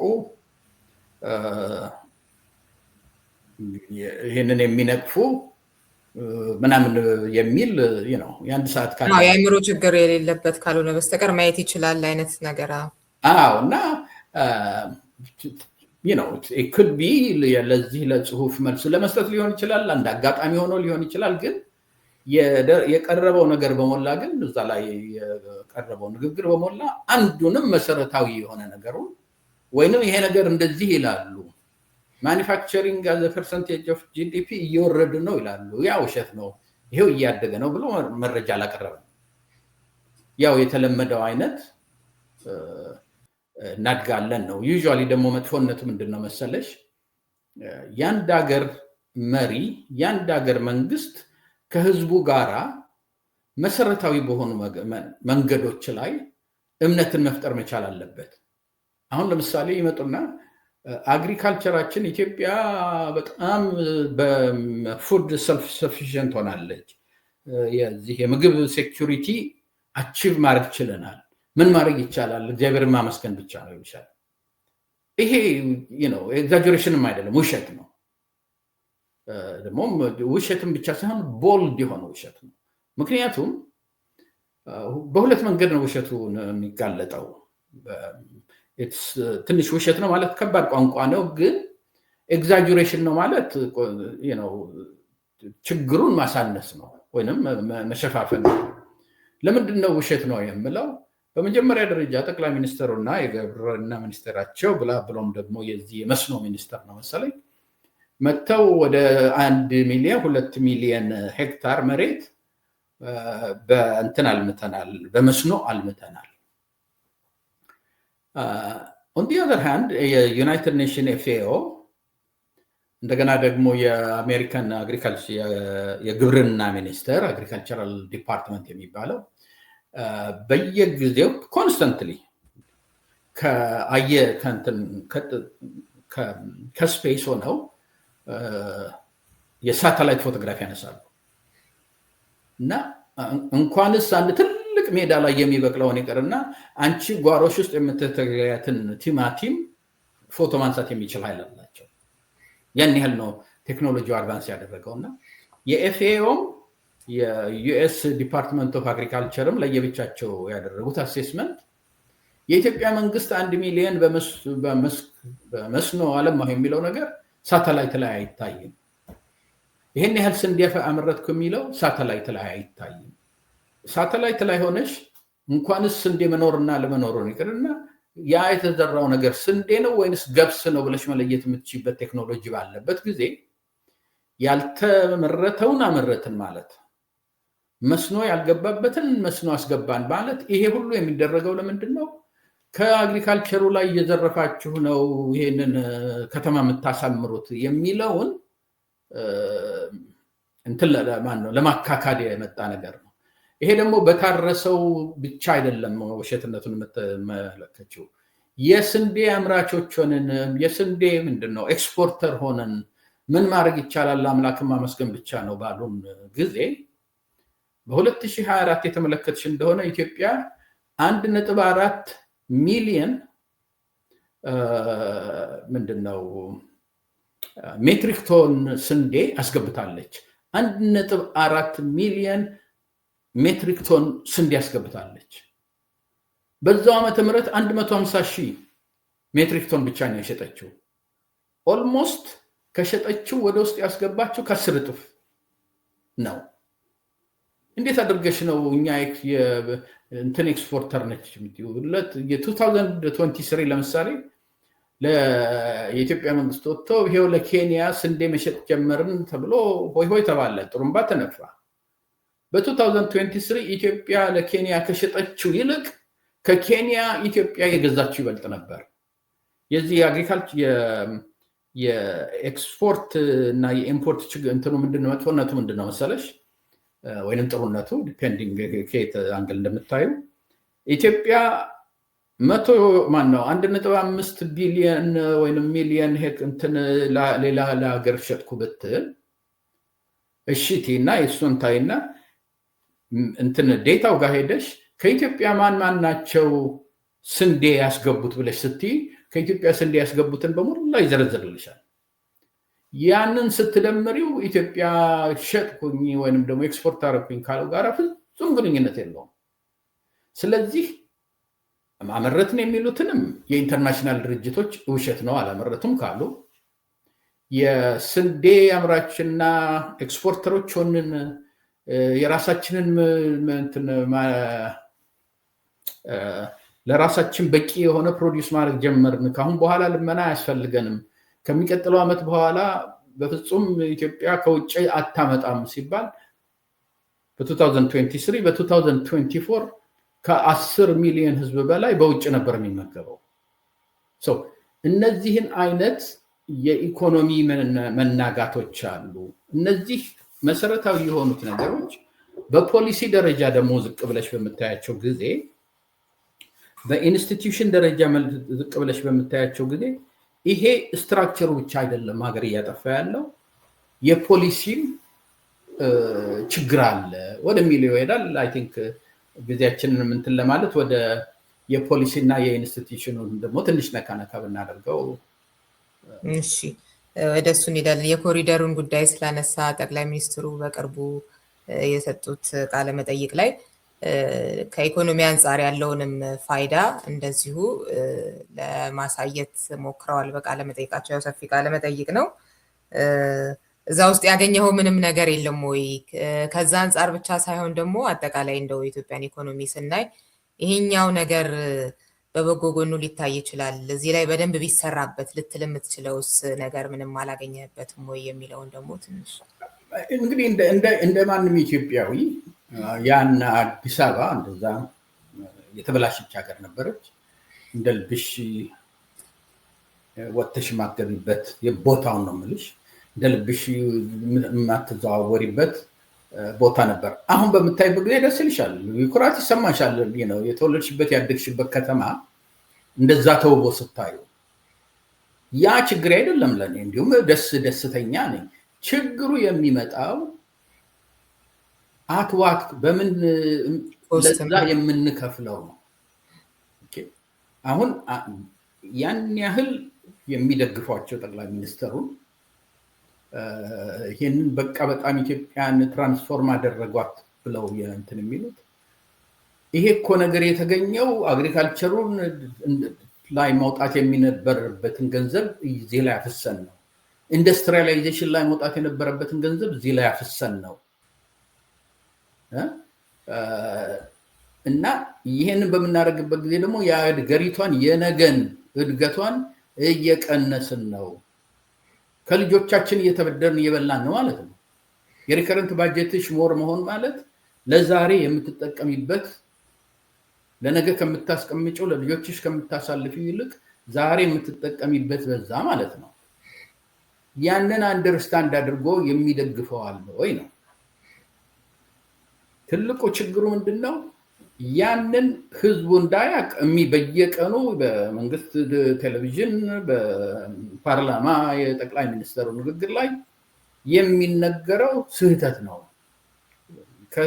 ስህተት አይደለም። ኤግዛጀሬሽን ማለት ትንሽ ያለ ነገር ትንሽ ለጠጥ ማድረግ ማለት ነው። ግን ከተወሰነ በላይ ደግሞ በምትለጥጭበት ጊዜ አንድ ነገር እንደሞ ኤግዛጀሬሽን መሆን ይቀርና ከነጭራሹ ፊክሽን ወይም ውሸት ይሆናል። የትም ሀገር ፖለቲካ ውስጥ መለጠጥ አለ። 5 ቢሊዮን ኤክስፖርት አድርገሽ እንደሆነ 6 ወይ ብትይ within reason ኦኬ ያ ፖለቲካ ነው ይባላል። ግን 5 ወይም 6 አድርገሽ 100 ሺህ አደረኩ ካልሽ 10 ሚሊዮን ህዝብሽ በረሃብ በፈረንጅ ስንዴ ቀለበ። ለምንድን ነው የውጭ ጋዜጠኞች ኢትዮጵያ ዩክሬን ለኢትዮጵያ ስንዴ ላከች የሚሉት? ይሄ የኛን እድገት አንደርማይን ለማድረግ ነው። እኛ ከነጭራሹም ከውጭ አያስፈልገንም ስትይ ወንጀልም ነው። እና ይሄ ነው እና yes ለገጽታው ደስ ይላል። እኔ ፎከስ ማድረግ የፈለኩት ሀገር ነች ኢትዮጵያ። እንደ ሳውዲ አረቢያ አይደለችም፣ እንደ ኩዌት አይደለችም፣ እንደ ዩኤኢ አይደለችም። ያላትን በጀት ቅድሚያ ማድረግ ነበረባት። እንዲሁም አንድ ሴክሽን እዚህ መጽሐፉ ላይ አርቲክል ላይ አይተሽ እንደሆነ ዘ ካውንተር ፋክቹዋል የሚል ሴክሽን አለ። ምንድነው ያ ጥያቄ የጠየቀው? እንደው ጠቅላይ ሚኒስትሩ ከመጣ ጊዜ ጀምሮ እዚህ የከተማ ልማት ላይ ያዋለውን ገንዘብ ከዚህ ከገርድ የኤሌክትሪክ ላይን ወይም ግሪድ ላይን ቢያስፋፋበት ኖሮ ከጥግ እስከ ጥግ ሀገሪቷ ላይ በየቦታው በየመንደሩ በየከተማው ኤሌክትሪሲቲ እንዲገባ አድርጎ ቢሆን ኖሮ ከዛ ደግሞ የአግሪካልቸሩ እንዲስፋፋ የዚህ የኢትዮጵያ በጣም ተራራማ ሀገር ስለሆነች ወንዙ ታች ስለሆነ የሚታረሰው ከፍ ያለ ቦታ ላይ ስለሆነ ለኤሌክትሪክ ፓምፑ በኤሌክትሪክ ፓምፕ የሚታገዝ መስኖ ወይም ኢሪጌሽን ሲስተም ሜካናይዝድ የሆነ በትልቁ ተከፍቶ ቢሆን ኖሮ በጣም በአጭር ጊዜ ውስጥ በጣም ብዙ የአግሪካልቸራል አውትፑት ማግኘት ይቻል ነበረ። ኢንዱስትሪዎቹም አሁን በየጊዜው እየጠፉ በጀነሬተር እንትን ከሚሉ አሁን እንደ ማነው ባንግላዴሽ አይነቱ ቅድም እስከ $40 ቢሊዮን ኤክስፖርት ያደርጋሉ ያልኩሽ 3 ሽፍት ነው የሚሰሩት። ቀን ግማሽ ወደ 4 o'clock መጥቶ ሚድናይት የሚወጣለ፣ ሚድናይት ገብቶ ጠዋት የሚወጣለ 3 ሽፍት ነው የሚሰሩት። ያለ ያድርግላቸው የቻለው የኤሌክትሪሲቲ መኖሩ ነው። የኢትዮጵያም አሁን እየተዘጋ የኤሌክትሪሲቲ በጠፋ ቁጥር እንትን የሚል ኢንዱስትሪውን ማሳደግ ይቻል ነበር፣ አግሪካልቸሩን ማሳደግ ይቻል ነበር። 10-15 ዓመት ያተደርጎ ቢሆን ኖሮ ከዛ የሚመጣው ገንዘብ ይሄ አሁን የሚደረጉትን የከተማ ግንባታዎች ማስገንባት ይችል ነበር። ይሄን ስንል ደግሞ ምንድነው የቻይናን ቅድም እንደጠቀስኩልሽ ቻይና ውስጥ እንደዚህ አርበን ዲቨሎፕመንት እየተስፋፋ የመጣው ሚድል ክላሱን ከፈጠሩ በኋላ መጀመሪያ አግሪካልቸሩ ብዙ ፕሮዲዩስ አደረገ፣ ለኢንዱስትሪው ፊድ አደረገ። ኢንዱስትሪው እያደገ ሲመጣ ሚድል ክላሱን ፈጠረ። ከገጠር ወደ ከተማ መጥቶ መኖር ጀመረ። እዛ በሚኖርበት ጊዜ የቤት ዲማንዱ እየጨመረ መጣ። ኢንካሙ ከፍ ያለ ስለሆነ ለሱ ህንፃና ቤት መገንባት ጀመረ። 2010 ላይ ነው በጣም ይሄ ምንድነው ቤቶቻቸውና ህንፃዎቻቸው በጣም እያደጉ የመጡት። እኔ ብዙ ጊዜ እዛ ሀገር መላለስ ነበር። አት ዋን ፖይንት ከኤርፖርት ወጥተሽ ዳውንታውን ሆቴል እስከምትደርሽ ድረስ እንዳለ ብስክሌት ነበር የምታየው። 495 ወይ ነው ይሄ እንደ ቤልትዌይ የምትይው አይነት ነገር አለ አይደለም? እንዳለ እንደ ጎርፍ ብስክሌት ነበር የምታየው። ከግራና ከቀኝ እንዳለ ጫካ ነበረ። the last time I went I think it was 2010 ይመስለኛል። ታክሲ የሚባል ነው ብስክሌት የሚባል መኪና ሆኗል። ከዛ ግራና ከቀኙ ከኤርፖርት ጀምረሽ ከተማ ውስጥ ሊገባ ትንሽ ነው የቀረው፣ ህንፃ ሆኗል። ይሄ እድገት እንደ ፕሮሰስ እየመጣ ነው። ሚድል ክላስ ሳይኖርሽ የሚከራይልሽ ሳይኖርሽ ቤት ሰርተሽ መብራት እንዳታጠፉ ብለሽ ሌሊቱን መብራት ስታቃጢ መኖር የለብሽም። አሁን ችግሩ ምንድነው? ብዙ ሰው ቤት ሰርቶ አዲስ አበባ ውስጥ በተለይ ይሄ ሃይ ኤንድ የሚባለው ለኮሪደሩ ውበት ተሰጠ የተባለ ህንፃ በከፊል ባዶውን ነው ቁጭ ያለው። ማንም ይገዛው ሚድል ክላስ የሌለበት ሀገር። ሚድል ክላሱን እየገደልሽ ኢኮኖሚ መገንባት አይቻልም የምልሽ ለዛ ነውና ጠቅላይ ሚኒስትሩ መጥተው አንዳንድ ጊዜም ቀልድ የሚቀልዱ ነበር የሚመስለው። እንደው አንደኛውም ኖት ያደረኩት ጠቅላይ ሚኒስትሩ እንደምታውቂው በመኪና ሲያልፉ ለምንድን ነው ያ ቤት አረንጓዴ የተቀባው ወይ ነጭ ሰማያዊ ነው የተቀባው? ይሄ በሞላ ግሬ ይቀባ ይላሉ። ከዛ በኋላ 10-15 ህንፃ ቀለም መቀባት ማለት በጣም ብዙ ገንዘብ ወጪ ያደርጋል ለባለቤቶቹ። ግን በመጀመሪያም የተሰራው ያ ቤት በመንግስት ፍቃድ አግኝተሽ ሁሉ ነገር ታውቋል። እንደዛ እንደገና መተው ቀይሬ ትባያለሽ። እንዲሁም አንዳንድ some cases ሁለተኛ የተቀየረውንም እንዲቀይሩ ያደረገበት ጊዜ ነበር። ጠቅላይ ሚኒስትሩ ራሱ ይሄን ደግሞ አምነዋል። አንዳንዴ እኛም አጥፍተናል፣ ቤታችን ሁለቴ የተለያየ ቀለም ቀቡ ያልነበት ጊዜ ነበር የሚል ነገርና እዛ ኢንተርቪው ላይ እኔ ቤት ቀቡ ብለን እንትን ማለት ያልነው ቀለም ሲዘበራረቅ ዲፕሬሽን ይፈጥራል ለህዝቡ፣ ኤግዛይቲ ይፈጥራል፣ የአእምሮ ሁከት ያመጣል።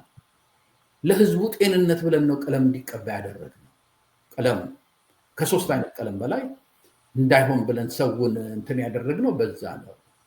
እና የሚገርምሽ ነገር የዚህ ወርልድ ሃፒነስ ኢንዴክስ የሚል የወርልድ ሃፒነስ ሪፖርት ልክ ድህነትን እንትን እንደሚያደርጉ ሀገሮች ናቸው ሃፒ የሆኑት ተብሎ የሚደረግ ሪፖርት አለ። ባለፈው 9 ዓመት አንደኛ፣ ሁለተኛ፣ ሶስተኛ፣ አራተኛ የሚወጡት ሀገር እንደነ አይስላንድ፣ እንደነ ዴንማርክ፣ እንደነ ስዊድን አይነቶቹ ሀገሮች ናቸው። ዋና ከተማቸውን ሄደሽ ብታይ የቀለም ዝብርቅርቅ ነው የምታየው። እንዲሁም ፎቶን ሁሉ ፌስቡክ ላይ አድርጌያለሁ። እንደ ጠቅላይ ሚኒስትሩ አባባል ቢሆን ኖሮ እነዚህ ሀገሮች ነበሩ እንደው በዲፕሬሽን የሚያልቁት። ግን ሃፒየስት ናቸው። እንዴት አንድ ከተማ ውስጥ 10 የተለያየ ከለር፣ ኤግዛጀሬሽን አይደለም፣ ቢጫ ክው ያለ ቢጫ፣ ቀይ፣ አረንጓዴ፣ ሰማያዊ የፈለግሽው አይነት የተለያየ ቀለም ሲቀባ ታያለሽ። እንዲሁም አበባ ነው የሚመስለው ጭራሽ የከለሩ ብዛት። እና አንዳንድ ጊዜ ኢቭን ለህዝቡ እንኳን የሚሰጡት መልስ መንግስት ኢንጀነራል በተለይ ጠቅላይ ሚኒስትሩ የሚገርም አይነት ነገር ነው። እና አሁን ባለችበት ኢትዮጵያ አሁን ያለው የኮሪደር ልማት ፕራዮሪቲ መሆን አልነበረበትም።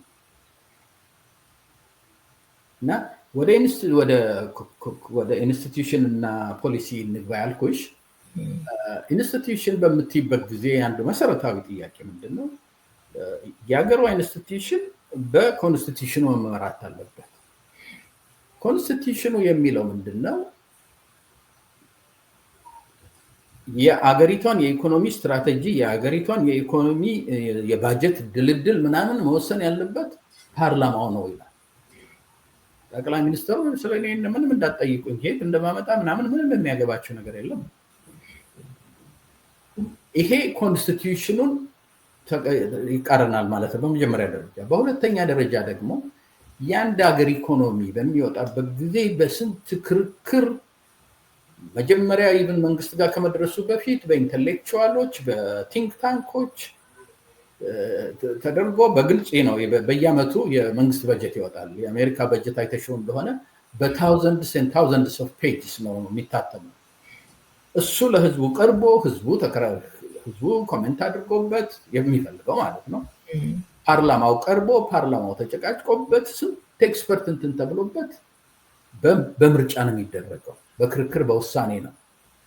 ያ በሚሆንበት ጊዜ አትሊስት ለመሳሳት ያለሽ ምድል ኢትዮጵያ ውስጥ የአንድ ሰው ውሳኔ ነው። የአንድ ሰው ውሳኔ ነው። ጠዋት ተነስቶ ይሄን አድርጎ ከተባለ በቃ በንጉሱ ጊዜ እንደዚህ አይነት የኦቶሪቲ እንትን አልነበረም። ንጉሱ በደንብ አማካሪ ነበራቸው። የሚሰሙበት ጊዜ ነበረ። በአንዳንድ ጽሁፎች በምትይበት ጊዜ ደግሞ ካዳመጡ በኋላ የፈለጋቸውን የሚያደርጉበት ጊዜ ነበረ። እኔ እንዲሁም ትዝ ይለኛል አይ ቲንክ የተወሰኑ ልጆች ከአሜሪካ ይሄዱና እንኳንስ ፓርላማው ሚኒስተሮቹ አያውቁም ምን እንደሚሰራ ሀገር ውስጥ። ጠቅላይ ሚኒስተሩን ከዚህ የሄዱት 4-5 ሰዎች ያስጎበኛል። እንጦጦን እንደተለመደው ይሄ አዲስ አበባን የዛን ጊዜ ገና እንደተሰራ ነበረ። የመስቀል አደባባይ ኮሌታ ቢዮት አደባባይ ወራቴበር የሚኮል እሱን ከዛ እንደገና ደግሞ ወደ ገጠር ወሰደንና አለ ይሄ ለቱሪዝም ምናምን እየተሰራ ነው። ከዛ በኋላ ልክ አዝሮ ሲመልሰን ይሄን ነገር ለአንድ ሰው እንዳትናገሩ ከጨረስኩ በኋላ ነው ሚኒስትሮችን ሰርፕራይዝ ማድረጋቸውና እነሱም እንኳን እንዲያውቁ አልፈልግምና ለአንድ ሰው እንዳትነግረው አለ ነው። ማይንድ ዩ ምናልባት ማለት ያው ይሄኛው ተነገረኝ ያለው ሰው አላውቅም፣ አንተ የምታምነው ሰው ሊሆን ይችላል። እሱ ተነግሮታል ብለን እናስብና እንደዚህ አይነት ነገር ግን ብዙ ሰው ሲል ሰማዋለሁኝና እዛም ምናልባት አውቀው ይሆን እንደ ጠቅላይ ሚኒስትሩ እያሉም ከሆነ ላለው እንዳትናገሩ አሁን ወጥቶ ይሄንን የሚናገር እንዳትናገሩ ተብሎ ሰው አይኖርም የሚል እምነት መቼም አይደለም ነው። ኢንፋክት ምንድነው መሰለሽ አንድ የእንግሊዝ መንግስት ፕሮፌሰሮች ብዙ በኢትዮጵያ ላይ የሰራ ፕሮፌሰር አለና እሱ ይመጣል ኢትዮጵያ እና አንድ እንትኑ ፕራይም ሚኒስተሩን ማግኘት ነበረ። የእንግሊዝ መንግስት ለኢትዮጵያ ምን አይነት እርዳታ ነው የሚሰጠው? ከሰጠ ደግሞ ምንድነው ምን ማድረግ ይችላሉ በዛ ገንዘብ፣ ምን ማድረግ አይችልም በዛ ገንዘብ የሚል ኢሹ እንትን ለማለት ነው። እና ይሄ የእንግሊዝ ፕሮፌሰር ነው የነገረኝ ይሄን እና ይሰይድ እኛ የመጣ ነው የኢትዮጵያን ኢኮኖሚ አንደርስታንድ ለማድረግ ምናምን ነበረ እና ጠቅላይ ሚኒስተሩ the whole day እንትን ምንድነው ከአንድ ቦታ እየወሰደ ያስጎበኘን ነበረ እና የሚያስጎበኘን ደግሞ he said በቃ he was so excited የኛ ማድነቅ ነበር ኤክስፔክት የሚያደርገው እና በጣም he is vested in it በጣም በዛ ላይ እንትን ያደረገ ነውና በቂ ጊዜ ሳናናግረው ጊዜያቸው ላይ ሰዓቱ ጠፋ። እና I think ብዙ ከምታያቸው ነገሮች የጠቅላይ ሚኒስትሩን ሁኔታ ምናምን ስትመለከቺ ብዙም አስቸጋሪ አይደለም። አንዱን ለመፍጠር ሊሆን አይችልም ወይ እያሉም ከሆነ እንዲህ አይነት ነገር ብዙ እየተባለ ስለሆነ ነው የምልህ። እያሉም ከሆነ በቃ ያኛውም ያው ብዙ ወደ ስልጣን መጠጋትን ምናምን ይፈልጋል። ስለዚህ ቅርቤ ነህ ለአንተ እኮ እየነገርኩ ነው ለሚኒስትሮች እንኳን የማልነግረውን አይነት ነገር እንዲያድርበት አይነት ነገር it could be ያንንም ፐርፐዝ ሰርቭ ሊያደርግ ይችላል። ግን ደግሞ ለእኔ ደግሞ ዋናው ከዛም የበለጠ የሚሰማኝ ምንድነው ፓርላማው ካላጸደቀው ራሱ መርጦ ያስቀመጣቸው ሚኒስትሮችን እንኳን የማያውቁት ከሆነ ይሄ የመንግስት ገንዘብ ነው እየፈሰሰ ያለው። እውነት ከሆነ እኮ ነው። እኔ ያኛውንም እንደዛ ይሆን እንዴ ብዙ ሰው እንዲያሉኝ ስለሚያበዛ ይሄ ነገር እንደዛ እንዲሰማቸው የብዙ ሰዎች ሳይኮሎጂ እንዲህ ነው ብሎ ከመደምደም የሚመጣ ይሆን እንዲህ አይነት ነገር እያሉ ከሆነ አይነት ነው። እኔ እሱም ሊሆን ይችላል። ግን ዋናው ኢንስቲትዩሽኖች ማደግ አልቻሉም። ኮራፕሽንን ኮንትሮል ማድረግ አልቻለም። አሁን እነዚህ ቅድም የጠራሁልሽ ሀገሮች በሞላ at some point ትልቁ እንትናቸው ምንድን ነበር? በተለይ ሲንጋፖር ብዙ ጊዜ እንትን የሚባለው ሁለት ነው መሰረታዊ ነገሩ ኢንስቲትዩሽናል እንትን ላይ ስትመለከቱ፣ አንደኛው በጣም ኮሪያም አንድ ነው። መጀመሪያ ያደረጉት ነገር ምንድነው? እነማን ናቸው በዓለም ውስጥ ያሉ የኮሪያ ትውልዶች ወይንም የሲንጋፖር ትውልዶች በኢኮኖሚክስ የታወቁ እነማን ናቸው ተብሎ ታድነው አገሪቷ ውስጥ ከሚከፈለው ገንዘብ በላይ ተከፍሏቸው እየተለመኑ የገቡ ናቸው አገራቸውን ያለሙት። እና ብዙ ጊዜ ዙሪያቸውን ያስቀምጡ የነበሩት መሪዎቹ እነሱን ሊያስተምሯቸው የሚችሉ እውቀት ያላቸው ተመርጠው ነው እንትን የተደረጉት። ምንድነው የኢኮኖሚክ ፕላኑን ስትራቴጂውን ያወጡ የነበረው። እንትንን የተመለከትሽ እንደሆነ ምንድነው ስሙ ኢቭን ቻይናን የተመለከትሽ ነው ዲክታቶሪያል ሲስተም ነው። and yet በተለይ በኢኮኖሚክስ እና በጂኦፖለቲካል ኢሹ ላይ በጣም ኢንቮልቭ የሚያደርጉ ሰፊ ኢንተሌክቹዋል ኔትወርክ አላቸው። ይሄ ደግሞ ምንድነው ይሁን ተብሎ ለዛ ተብሎ የተፈጠረ በተለይ ዴንግ ወደ ማውሴቱንግ በነበረበት ጊዜ እንደዚህ የተማረ በተለይ ዌስት ነክ የሆነውን በሞላ እንደ ጠላት ያይ ስለነበር ጸረ ሪቮሉሽን ብሎ ያምን ስለነበር አገልሏቸው ነበር። ያልገደላቸውና ያላሰራቸውን ወይንም ደግሞ ይሄ ሌበር ካምፕ ያላካቸው። ዴንግ በመጣበት ጊዜ ምንድነው ያደረገው? እነዚህን አገርም ውስጥ ያሉትን አገርም ውጭ ያሉትን ከያሉበት ታድነው በእነዚህ ነገሮች ላይ እንዲከራከሩ፣ እንዲሳተፉ፣ ሐሳብ እንዲያቀርቡ፣ ፕሮፖዛል እንዲያቀርቡ ብዙ ግፊት ይደረግ ነበረ። the only difference ቻይና ውስጥ ምንድነው? መጀመሪያ ኢንተሌክቹዋሎቹ ይሄ ቲንክ ታንኮቹ በያሉበት በየዩኒቨርሲቲያቸው ዲቤት ይደረጋል። እነሱ ዲቤት ካደረጉ በኋላ እንደገና ደግሞ ከመንግስት ባለስልጣኖች ጋራ የመንግስት ኢኮኖሚስቶች ጋራ ሰፊ ዲቤት ሰፊ ዲስከሽን ይደረጋል። ኮንሰንሰስ ይፈጠርና ለመሪው ይላካል ለኮሚኒስት ፓርቲ። ያ በሚሆንበት ጊዜ ያ ኮሚኒስት ፓርቲ ወይንም መሪው ይመለከትና የሚወስነውን ይወስናል፣ ይፈልገውን ይወስናል። ከዛ በኋላ ክሪቲሳይዝ ማድረግ አይችሉም። ከዛ በኋላ ጸጥ ነው። የነሱ ኢንፑት የነሱ ኃላፊነት ኢንፑት እስከማቅረብ ድረስ ነው። ያ ኢንተሌክቹዋሉን ታፕ የማድረግ ዳያስፖራ ውስጥ ውጭ ያለውን ሰብስቦ የማምጣት ከነሱ ኤክስፒሪየንሳቸውን ይዘው እንዲመጡ የማድረግ ቻይናዎቹም ኮሪያኖቹም ህንዶቹም ያደረጉት ምንድነው? በተለይ ደግሞ ቬትናሞች ያደረጉት ምንድነው? ለኢንተሌክቹዋሎቹ ይሄ ፎሬነሩ ማነው ዳያስፖራው ሀገር ውስጥ እንዲመጣ ብቻ ሳይሆን መጥቶ ኢንቨስት እንዲያደርግ የፈለጉት ወይ ቴክኖሎጂ ውስጥ ነው ወይ ኢንፍራስትራክቸር ማነው ወይ ማኑፋክቸሪንግ ውስጥ ነው። እነዚህ ሰዎች ገንዘብ ይዘው ይመጣሉ፣ ኖሃው አላቸው። ዲቨሎፕ የሆነ ሀገር ውስጥ በማኔጅመንትም በዩ በቴክኒሽያንነትም በዩ በኤክስፐርትም ደረጃ ሰርተዋል። ገንዘቡ አላቸው፣ የሀገር ፍቅሩ አላቸው፣ እውቀቱና ልምዱ አላቸው።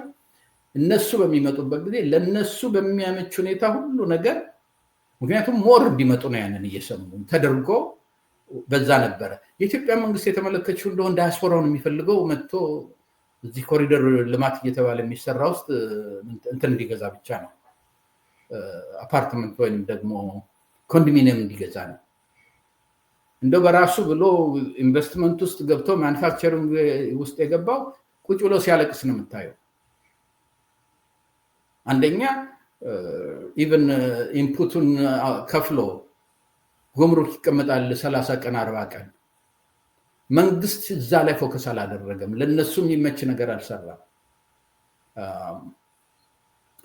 ካሁን በፊት there was a case that I know of ከዚህ ብዙ ገንዘብ ይዞ የዚህ የኤሌክትሪክ ፓነል የሶላር ፓነል ለመስራት ኢትዮጵያ ይሄዳል። የዛን ጊዜ ኢትዮጵያ ምን ፖሊሲ ነበራት? ፓናል ከውጭ ለማስገባት ስታስገቢ እንትን ታክስ ፍሪ ነበርሽ። አሁን እሱ ይሄድና እኔ ለምን ሀገር ውስጥ ፓናሉን አልሰራም? አንደኛ ስራ ከፍታለሁ።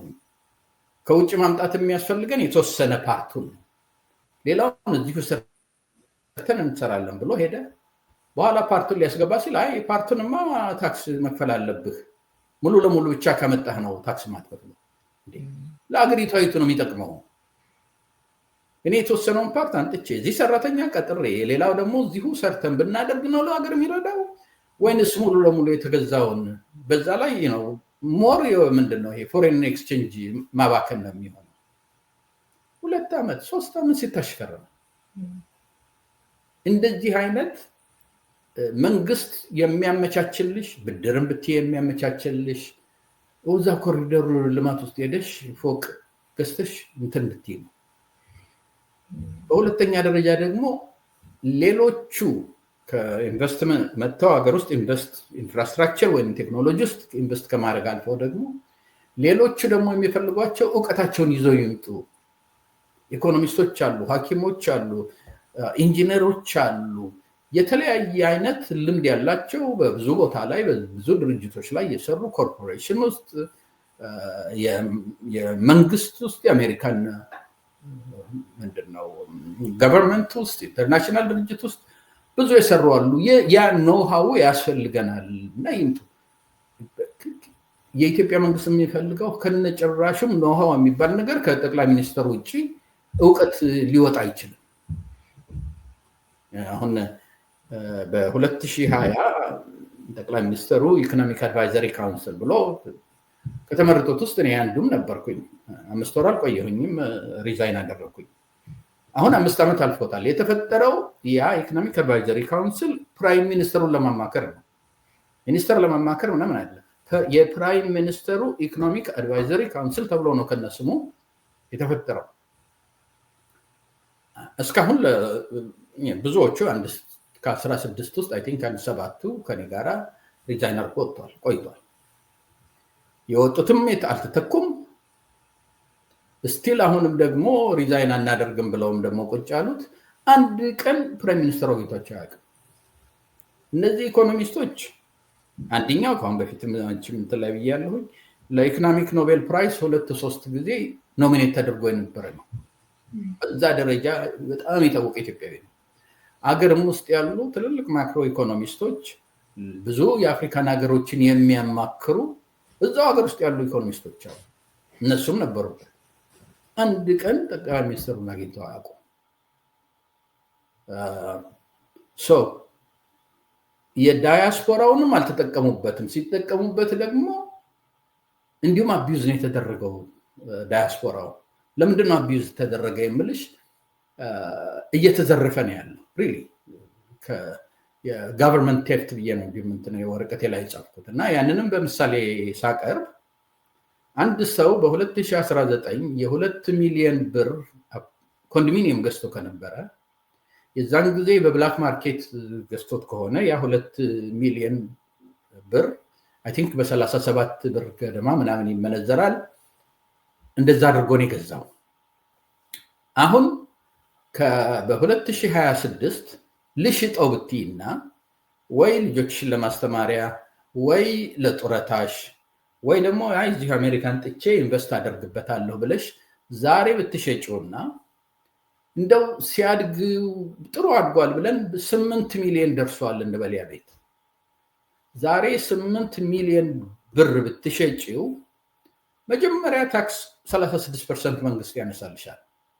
ያ ማለት 2.8 ሚሊዮን ብር ተቀነሰለት።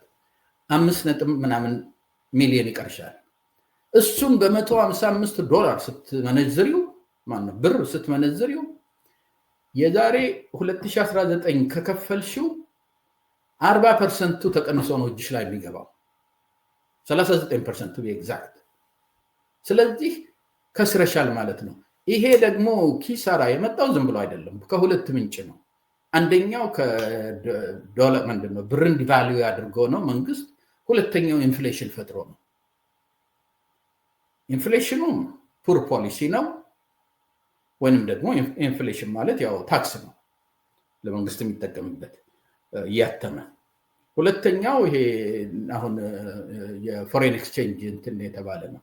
39% ከስረሻል ማለት አሁን ኢን ጀነራል ከዚህ ሄዶ ኢትዮጵያ ኢንቨስት ያደረገ ዳያስፖራ ያኔ ካደረኩት አትርፍ ያለው የሚለው እኔ 10% ትርፍ አለኝ ቢል ይገርመኛል።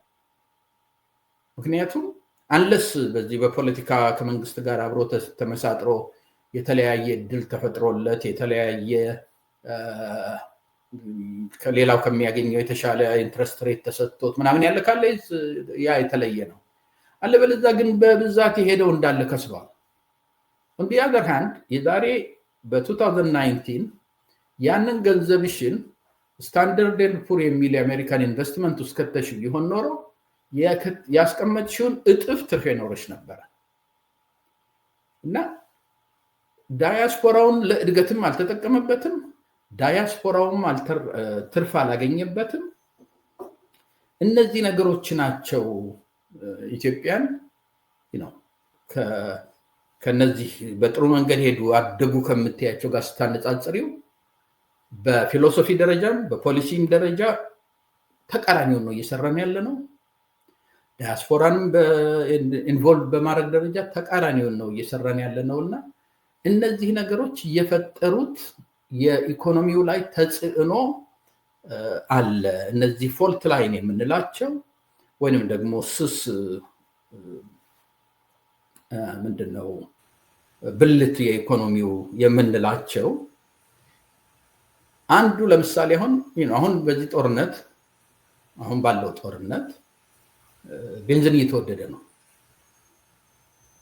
መንግስት የተለያየ እንትን እያደረገ ነው ያስለተወደደ ገና 2 ሳምንቱ እንግዲህ ቤንዚን በጣም እየተወደደ መምጣት ከጀመረ ወሩ ጦርነት ከተጀመረ it's already ሰራተኛ የተወሰነ ቀን ኦፍ እንዲወስድ የማድረግ ወይንም ደግሞ የገንዘብ ሚኒስተሩ በጣም የሚያስፈራ ሁኔታ ላይ ነን ያለው።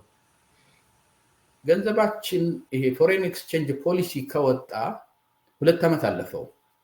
አትሊስት in that 2 years ድሮ ከነበርንበት የፎሬን ኤክስቼንጅ ክራይሲስ ተሽለን መገኘት ነበረብን።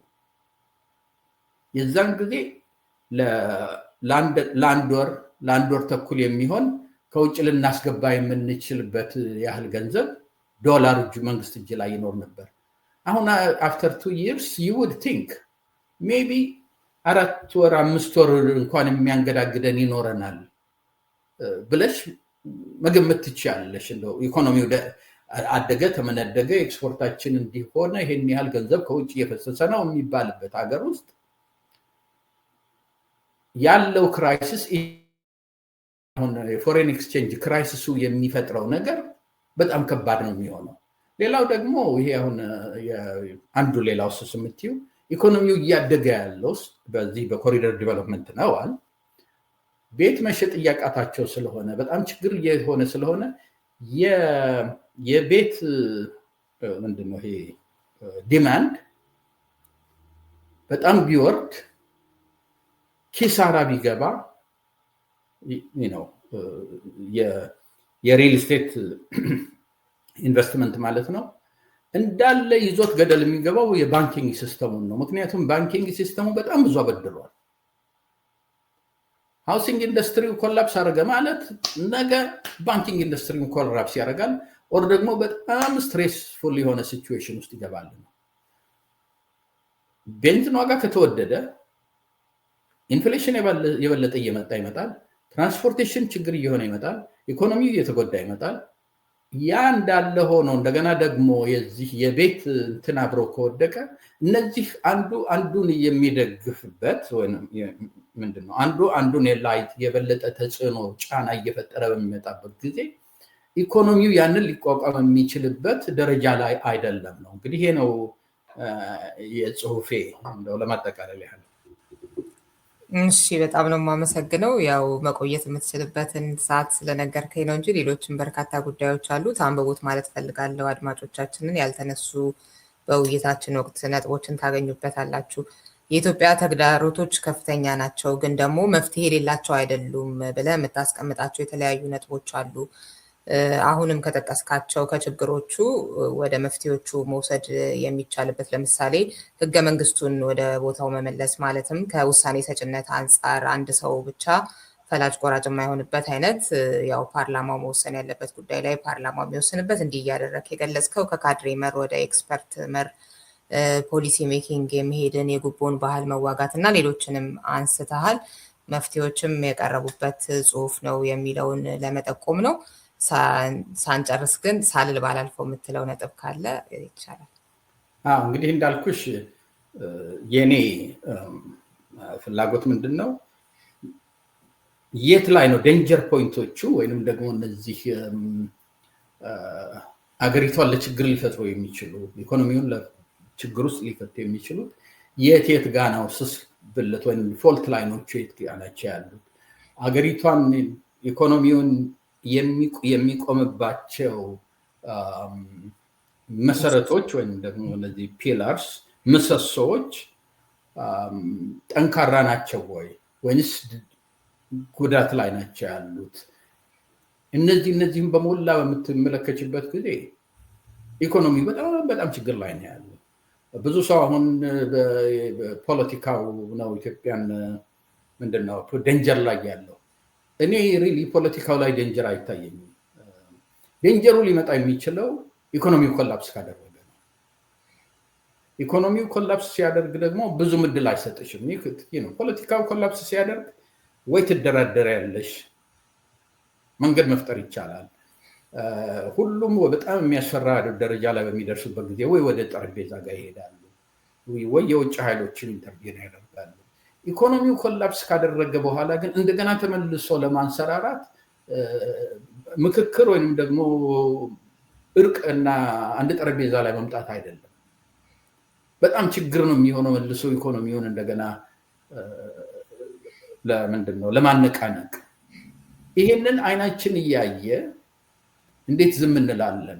መንግስት ችግሩ ምንድነው? በተለይ ጠቅላይ ሚኒስተሩ የዚህ ከእምነት ጋር የሚያያይዘው ነገር አለ። ሁልጊዜም በጦርነቱም ጊዜ ሰምተሽዋል። ከኔ ጋር የተዋጋልኝ ማን እንደሆነ አውቃለሁኝ፣ እናንተ ሳይሆንም ሰማው ማን እንደሆነ አውቃለሁኝ ምናምን የሚል ነው። በጠቅላይ ሚኒስተሩና በሱ አምላክ መካከል ያለ የፐርሰናል አይነት ግንኙነት ነው የሚያደርገው የሀገሪቷን ኢኮኖሚ፣ የሀገሪቷን ፖለቲካ፣ የሀገሪቷን ጠቅላላ ህልውና። ንጉሱ ስዩመ እግዚአብሔር እንኳን በተባሉበት ጊዜ እንዲህ በአንድ ሰው ብቻ የሚወሰን አልነበረም። ኢቨን በቲፒኤልኤፍ ጊዜ፣ ኢቨን በመለስ ጊዜ መለስ ትዝ ይለኛል የኢኮኖሚክ በየአመቱ በጣም በዓለም ውስጥ አሉ የሚባሉት እንደነ ጆ ስቲግሊትስ አይነት የኖቤል ፕራይስ አሸናፊ፣ የወርልድ ባንክ ቺፍ ኢኮኖሚስት የነበረ፣ ኮሎምቢያ ዩኒቨርሲቲ አንቱ የሚባል ምሁር፣ እንደገና ደግሞ ኮሊዬ የሚባል የኦክስፎርድ ፕሮፌሰር የነበረ፣ የወርልድ ባንክ ሪሰርች ዳይሬክተር የነበረ፣ በጣም በዓለም ውስጥ ከሚደነቁ መጽሐፍ ጸሐፊዎች ውስጥ አንዱ የሆነ እነሱን እየጋበዘ ሶደሬ ሄዶ ለ3 ቀን ምናምን ሪትሪት ያደርግ ነበረ፣ ምክር ይፈልግ ነበረ፣ ያነጋግር ነበረ። ኢቭን አሜሪካን ውስጥ አሉ የሚባሉ ስመጥር ኢኮኖሚስቶችን ሁሉ ኢቭን የማይደግፉትን ሁሉ ይጋብዝ ነበረ። ኑና ዲስከስ እናደርገው። ኢቭን የመለስ እንኳን ዲክታተር በነበረበት ጊዜ የመስማት የማዳመጥ አትሊስት ፍላጎቱ ነበረው። ከዛ በኋላ በፖሊሲ ደረጃ አይኖ ፎር ሹር ይሄ ስቲግሊትስ የሚባለው የኖቤል ፕራይስ ኢኮኖሚስት ነው ያልኩት፣ የመለሰን ፖሊሲ በጣም ከሚደግፉት ውስጥ አንዱ ነበረ። እንዲሁም መጽሐፍ ሁሉ ጽፏል። መለስ መጥቶ አይኤምኤፍን ኢኮኖሚስቶች ማስተማር ይችላል ምናምን ብሎ እና አት ዘ ቬሪ ሊስት እንደው ጥሩ ኢኮኖሚስቶች የሚባሉትም እንትን ያደርግ ነበር። በእርግጥም የኢኮኖሚክ ፖሊሲዎቹ በተለይ የፐብሊክ ሴክተሩን በማሳደግ ደረጃ በጣም ብዙ ስራ ሰርተዋል። ለእኔ ችግራቸው ምንድን ነበረ? ያንን በገነቡበት ጊዜ የፕራይቬት ሴክተሩን ገለውት ነው የሄዱት፣ ወይም ደግሞ ፕራይቬት ሴክተሩ ላይ መስራት የሚገባቸውን ያን ስላላደረጉ ኢኮኖሚው ተጎድቷል ብዬ አምናለሁ። ግን እንደው ስትነቅፊያቸው ብትይ የንመለስ ጊዜ ያላቸውን ኦፖርቹኒቲ ሁሉ አልተጠቀሙም ብለሽ ይሆናል እንጂ ኢኮኖሚውን ድምጥማጡን አጥፍተውት ሄዱ ወይንም ደግሞ ኢኮኖሚውን አዳክመውት ሄዱ ብለሽ የምትይበት መንገድ የለም። አሁን እኮ በፖሊሲም በፊሎሶፊም እንደውም ግን ሰላም ከነበረበት በጣም ሰላማዊ የሚባል ጊዜ ነው አይደለ? በጣም የተወሰኑ ነገሮችን ነው መጥቀስ የሚቻለው። አሁን ደግሞ ያለው ጦርነት እንግዲህ ለስንት ዓመታት እየታየ ነው እና ከዛ አንጻር በማነጻጸር የሚሰሩትንም ደግሞ የፕራዮሪቲ ጉዳይ ሊነሳባቸው ይችላል እንጂ የኮሪደርም ሌሎችንም እንደውም እነሱ በዛ ሰላም እንኳን በዛ ሁሉ እርዳታ መች ሰሩ አሁን የሚሰራውን የሚለውን አሁን ካልከው አንጻር እንዴት ታየዋለህ? ኖ እነሱ it's a matter of priority ስንት ዩኒቨርሲቲ ከፈቱ ፖቨርቲን ከነበረበት በግማሽ ያህል ቀንሰው ነው የወጡት። የተወሰነ ኤሪያ ላይ ያሳዩት ድክመት ወይንም ደግሞ ሙሉ ለሙሉ ያልተጠቀሙትን ያህል ትምህርት አስፋፍተው ነበር። ትምህርት ላይ ብዙ ያወጡ ነበር። ሄልዝ በጣም ብዙ ለውጥ መጥቷል። ይሄ ምንድነው ኢንፋንት ሞርታሊቲ ቀንሶ ነበር። ላይፍ ኤክስፔክተንሲ ጨምሮ ነበር። ብዙ ነገሮች ላይ መንገድ የተመለከተች እንደሆነ እኔ የኛ አባት ሲሞቱ የተንታ ሰው ናቸው። መቀበር የፈለጉት ተንታ ነበረ። ተንታ ሚካኤል እነ ራሳሊ ምናምን ነው ንጉስ ሚካኤል ምናምን የተቀበሩበት ቦታ እና የዛን ጊዜ በዊንተር ነበር የሞቱት እና መንገድ ምንም አልነበረም። ምንድነው ወንዝ መሻገር አትችይም ዝናብ ካለ እና በጃንሆይ ፍቃድ ሄሊኮፕተር ተፈቅዶ ምናምን ነው በሄሊኮፕተር ተሄደው ነው የተቀበሩት። አሁን ተንታ በሁለት በኩል ነው የምትገቢው፣ በደሴ በኩል ወር በጎጃም በዛኛው በኩል በሁለት በኩል ነው። ደንበኛ የተንጣለለ መንገድ አለ። በአንድ በኩል አይደለም፣ በሁለት በኩል። እነዚህ ሁሉ የተሰሩት ገጠር ውስጥ ትንንሽ ከተማዎችን ሁሉ እስከ ማገናኘት ድረስ ኢንፍራስትራክቸር ዘርግተው ነው የሄዱት። አሁን እኮ እነዛ ነገሮች ሁሉ የሉም። የትምህርት እየተቀነሰ ነው ያለው። የትምህርት ባጀት ቀደም አሳይቼሻለሁ። የሄልዝ ባጀት ቀደም አሳይቼሻለሁ። ኦን ቶፕ ኦፍ ዛት 6000 ትምህርት ቤቶች በጦርነት ፈራርሰዋል። በሚሊዮን የሚቆጠሩ ተማሪዎች ወደ ትምህርት ቤት አይገቡም። ጠቅላይ ሚኒስትሩ መጥቶ ምን ይለናል? በ2030 የኢንዱስትሪያል ምንድነው የሃይቴክ ወይንም ደግሞ ዲጂታል ኢኮኖሚ ስትራቴጂ አለን ይለናል። እንዴት 94%፣ 95%፣ 92% ዲፔንዲንግ ኦን which data you use ሃይ ስኩልን ጨርሰው የመንግስት ፈተና አልፈው ዩኒቨርሲቲ የሚገቡት ባለፈው 3-4 ዓመት ያልሽ እንደሆነ ከ3% እስከ 7% ምናምን ነው የሚያልፉት። 90+% እየወደቀ ባለበት ሀገር የራሱ መንግስት ከዓመት ዓመት በትምህርት ላይ ባጀቱን የሚቀንስበት ሀገር እንዴት ሆኖ ነው ሃይቴክ የሚሆነው? ህንዶች ይሄ ሃይቴክ የሚለውን ኮንሰፕት ያመጡት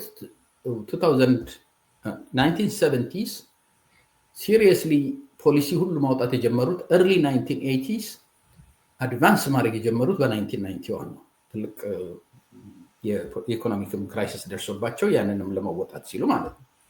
ግን ያንን ሲያደርጉ ምንድን ነበር የነሱ ፕላን? ልክ አሁን እሱ ዲጂታል ኢኮኖሚ እንደሚለው እነሱ ምናሉ? እኛ የዓለም የሶፍትዌር ኢንጂነሪንግ የሶፍትዌር ዲቨሎፕመንት ዶሚናንት ኃይል መሆን አለብን። የዓለምን ሶፍትዌር እንትን እኛ ዶሚኔት ማድረግ አለብን የሚል ነበር የኢኮኖሚክ ቪዥናቸው። ያንን ለማድረግ ብዙ ዩኒቨርሲቲዎች ከፈቱ። ለብዙ በሳይንስ፣ በኢንጂነሪንግ፣ በማቴማቲክስ በጣም አድቫንስድ የሆኑ ዩኒቨርሲቲዎችን በፊትም አድቫንስድ የነበሩ በሞር ሪሶርስ በማውጣት እነሱን አሳደጉ። አሁን በአመት ከ100,000 በላይ ቶፕ ኢንጂነርስ ግራጁዌት ያስደርጋሉ።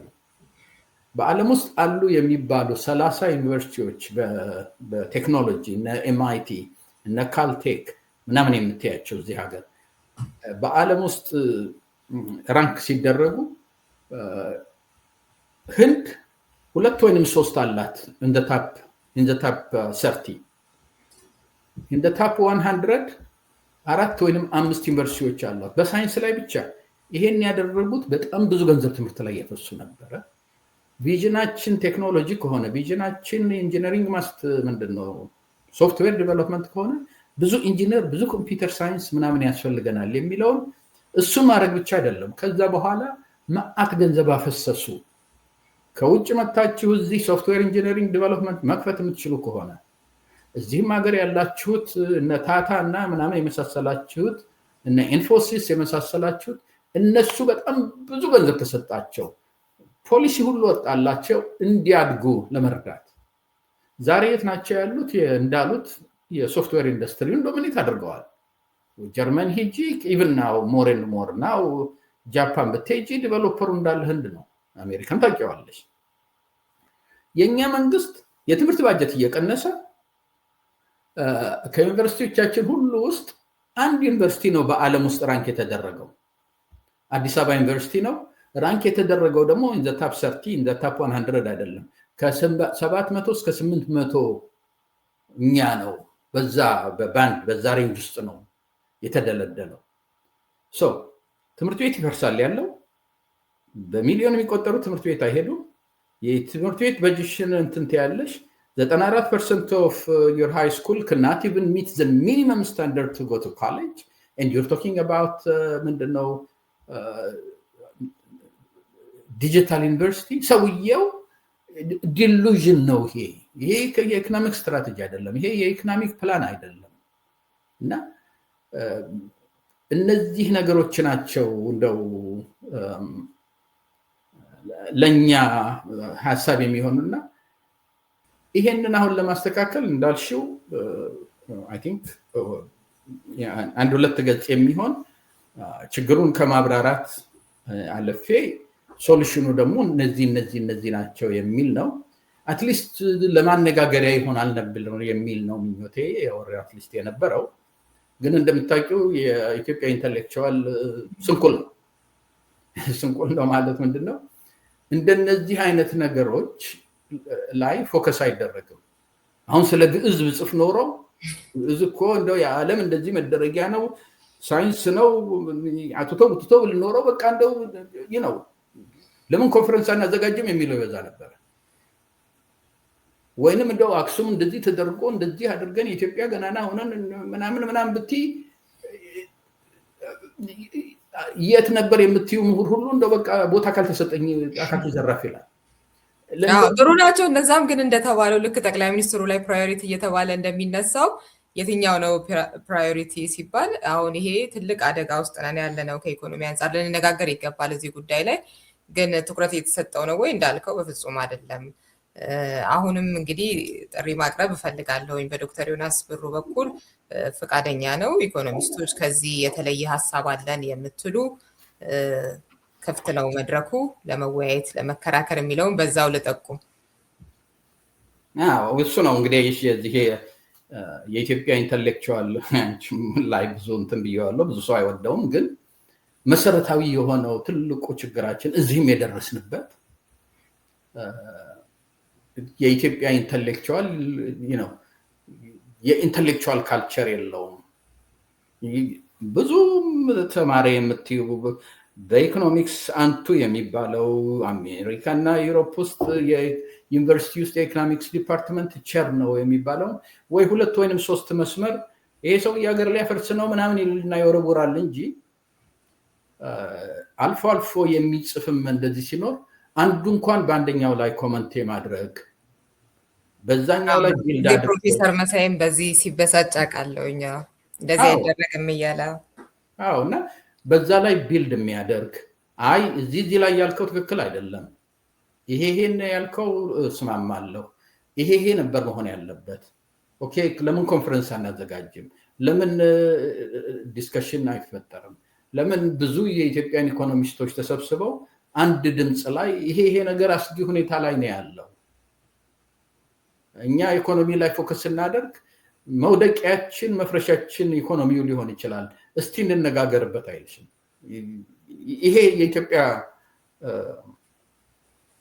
የኢንተሌክቹዋል ስንኩልነት ይሄ ነው። በዛ ነው አየሽ አሁን በኢኮኖሚ ብቻ አይደለም ይሄ በፖለቲካውም ብዙ ጊዜ ስትራቴጂ አውጥቶ ወይ ፋኖ በዚህ ይመራ ወይ ኦነግ በዚህ ይመራ ምናምን ብሎ የሚል እንደ ቲቦዞ ግራና ቀኝ ሆኖ ብቻ ሲንጫጫ ነው የምትሰሚው። አንዳንድ ጊዜ ባላገር ውስጥ ወይንም በቲቪ ልታዩ ትችላለሽ። ሁለት የዝንጀሮ ጎሳዎች ሲባሉ መሪዎቻቸው ዝንጀሮ ግራና ቀኝ ሆኖ ይሄ ነው የኛ የኢንተሌክቹዋል ባህል። ይሄን ነገር ሚኒማይዝ ልናደርገው አንችልም። እንደዚህ አንዳንድ ጠንከር ያለ ነገር ስትናገሪ ሰው ወይንም ይሄ ክብረ ነክ የሚባል ነገር አለ በባህላችን። ሌሎችን ሰዎች ክብር ነካ ወይንም ደግሞ እንደዚህ ምናምን ይባላል። ግን እንደዚህም ተብሎ ትዝ ይለኛል የጃንሆይ አንበሳ ነበረ መኪና ላይ ቁጭ ይላል። ከኋላ በዱላ ነካ ነካ ስታደርጊ ብቻ ነው ትንሽ የሚንቀሳቀሰው። እና የኛም ኢንተሌክቹዋል እንደዚህ ከኋላ ዱላ ይዞ እንደው ገፋ ገፋ የሚያደርገው ያስፈልገዋል ማለት ነው። በዚህ ነው። እሺ በጣም አመሰግናለሁኝ። ለውይይት ለክርክር መድረኩ ክፍት ነው ብያለሁኝ። ምንጊዜም media@gmail.com ወይንም ደግሞ በ703-475-6309 ጻፉልን፣ እናስተናግዳለን። ዶክተር ዮናስ በጣም አመሰግናለሁ። እሺ ቴንክ ዩ። አድማጭ ተመልካቾቻችን ከዶክተር ዮናስ ብሩ ጋር የነበረኝ ቆይታ ይህንን ይመስል ነበር። በሌላ ፕሮግራም ከሌላ እንግዳ ጋር ቆያችኋለሁ። እስከዚያው ሰላም ሁኑ። ምንጊዜም ሚዲያ የዕለቱ ጉዳይ ከመጽሐፍት ገበታ፣ ከአድማጮች መድረክ መስታወት፣ የቅዳሜ ወጎችና የተወልደ እንግዳ መደበኛ ዝግጅቶቻችን ናቸው። 703-475-6309 ስልካችን፣ ምንጊዜም media@gmail.com የኢሜል አድራሻችን ነው። ሰብስክራይብ በማድረግ ቤተሰብ ይሁኑ። ምንጊዜም ኢትዮጵያ።